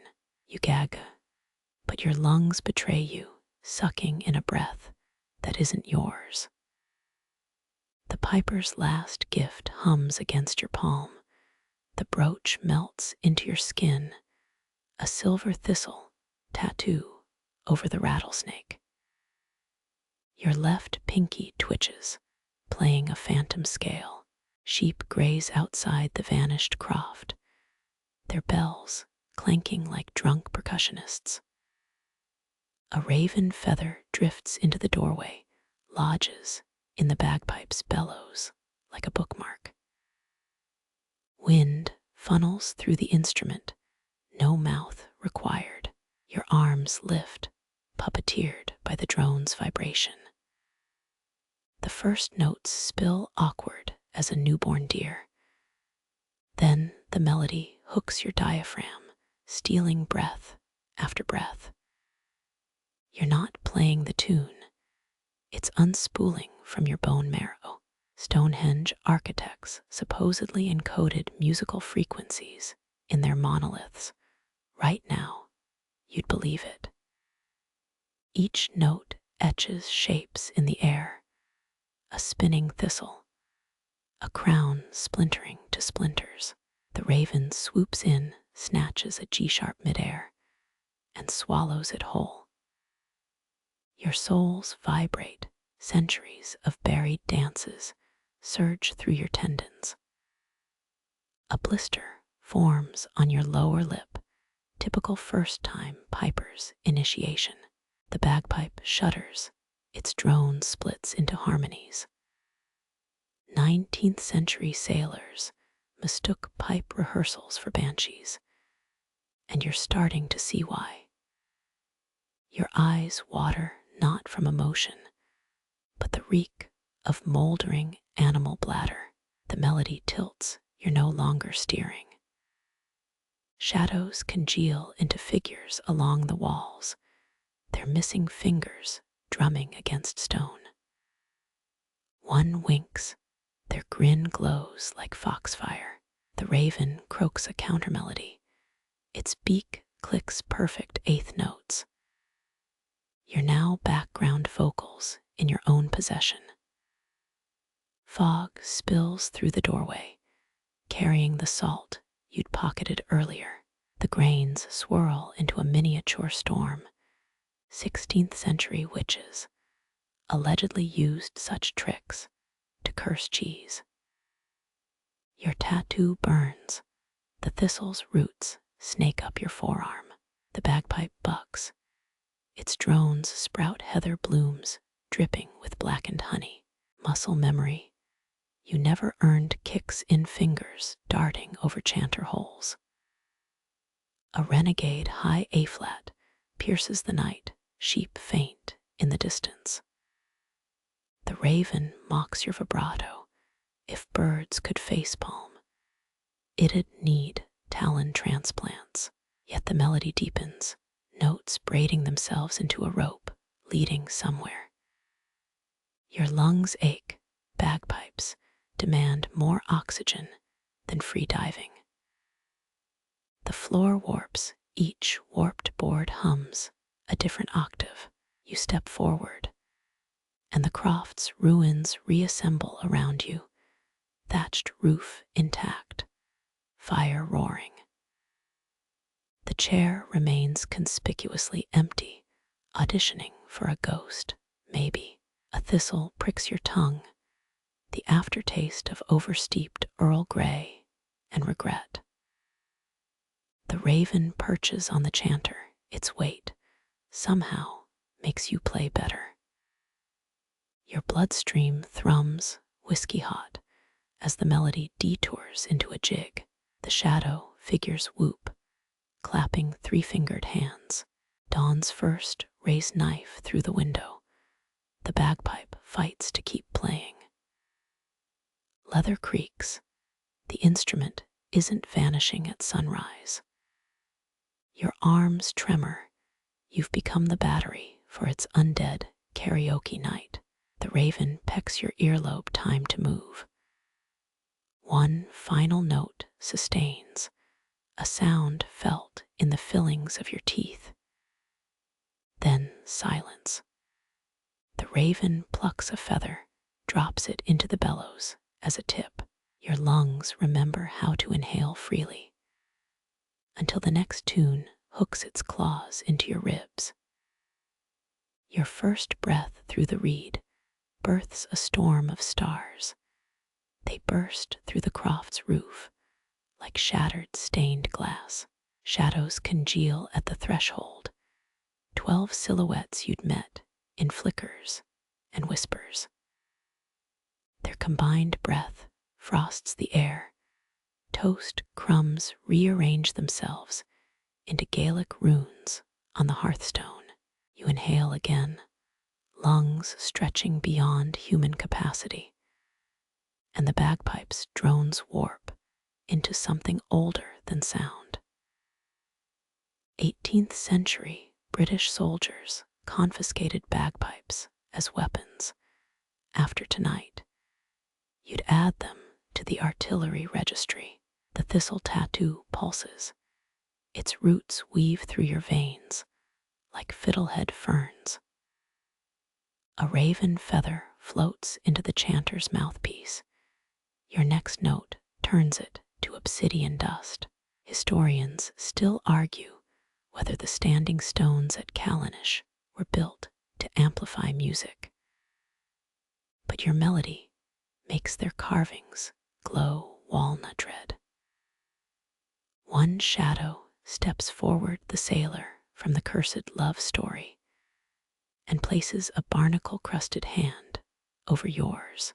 Your fingers slip through his like mist, yet the bagpipe's pitch drops to a subsonic rumble. Victorian paranormal journals claimed certain harmonies could thaw permafrost. Your teeth chatter as floorboards sprout bluebell fields. The raven tugs your hair, its beak prying open a high C-sharp you didn't know you'd capped. Stars melt into the bagpipe's bag, sweating constellations down your forearm. You pivot. The motion creates a miniature tornado of heather petals and sheep wool. A childhood memory flickers. your grandmother humming a lullaby in this exact rhythm. The shadows hum along, their voices sourceless and ancient. A blister pops on your lower lip. Pain blooms into a flavor like burnt shortbread. Your left foot taps, involuntarily matching the beat of Cromwell's musketeers marching on Dundee. The chanter warms. Its ivory mouthpiece softens like taffy. One shadow offers a drinking horn, overflowing with liquid starlight. You decline, then chug. It tastes of blacksmith forges and widow's tears. The raven coughs up a pearl etched with the piper's half-smile from Section 9. Dawn threatens. Weak light leaks under the door like a coward. The bagpipe bucks, determined to outlast the sun. A shadow slithers up your calf, its weight dragging your knee to the floorboards. You blow harder. The resulting note cracks a molar. 17th century witch trial records mention devil's bagpipes that played themselves. And honestly, you'd endorse that testimony now. The tattooed thistle chokes your wrist, sends a vine up your windpipe. Shadows surge forward, merging into a single silhouette that mirrors your stance. Its hands phase through yours, ghostly fingers over living ones. Together, if you can call it that, you hit a chord that petrifies the raven midcaw. Lightning strikes the Croft's chimney. It doesn't collapse so much as dissolve into arithmetic equations. Pythagoras would have killed for this view. Sound waves manifest as geometric shapes drilling through reality. Your surviving molars vibrate out a Morse code message. ... spells MORAG. Someone's problem now. The raven unfreezes, plucks a star fragment from your eyebrow. You suck in what might be your last uncontrolled breath, then surrender to the drone's gravitational pull. Shadows dissolve, their stories stitching themselves into your bronchioles. The brooch tattoo sears your palm, branding its approval. Sunrise arrives pale and apologetic. The Croft's walls disintegrate into dandelion fluff. The raven catches a piece midair, stuffs it in its gizzard. Your fingers cramp around the chanter, but the bagpipe remains solid. Somewhere beyond the hills, a shepherd pauses, head tilted to catch the faint cry of unfamiliar pipes. You exhale. The first tourist appears at dusk, teenage boots crushing bracken as they follow the sound. Your exhale lingers, a ribbon of mist weaving through the Croft's vanishing beams. Tourist boots halt. Their flashlights' glare melts into the raven's obsidian feathers. You lower the bagpipe, its drones dimming to a hum that cradles the dusk. Shadows bleed into the hillside, 12 stories returning to soil and stone. The thistle's grip loosens, vines retreating like shy serpents into weathered bark. Floorboards sigh, bluebells folding back into memory as dawn's warmth spreads. The chanter cools against your palm ivory, hardening into familiar curves. Starlight spills from your sleeves, fizzling like salt against old wounds. Your throat aches, but the raven's pearl rests light beneath your tongue. Distant pipes echo, not yours, but kin to what you unleashed. Bracken sways where the tourist stood, their camera strap snagged on a thorn. You touch it, the fabric dissolves into moth wings carrying tomorrow's questions. The brooch's brand fades, a half-remembered lullaby etched in ash. Wind combs through the ruins, each gust tuning the air to silence. Your knees meet earth, not in surrender, but kinship with the roots below. The bagpipe stirs once, a shiver of reeds murmuring secrets you'll never speak. Night falls proper now, velvet dark, patching the sky's raw edges. You rise, carrying what's left of the storm in your marrow. Somewhere, a shepherd counts stars and finds one shaped like a chanter. Moonlight bathes the hills, a balm on the world's fresh stitches. The raven croaks once, a sound like parchment unfolding, then stills. Sleep comes not as an end, but a bridge between breaths. Let it cradle you, the drone now a heartbeat, steady and fathomless. Drift where shadows hum lullabies older than song. Rest the raven guards what's unspooled, its gaze holding twilight's quiet truth. Breathe. Only the hills remain listening. Only the wind remembers, each note a fingerprint on the dark. Your hands open empty, yet heavy with the weight of unsung melodies. The Croft's ghost lingers, a sigh in the heather, a rustle in the rye. Dawn will come again, softer, gentler, carrying no echo of your name. For now, rest. The pipes sleep, and so must you.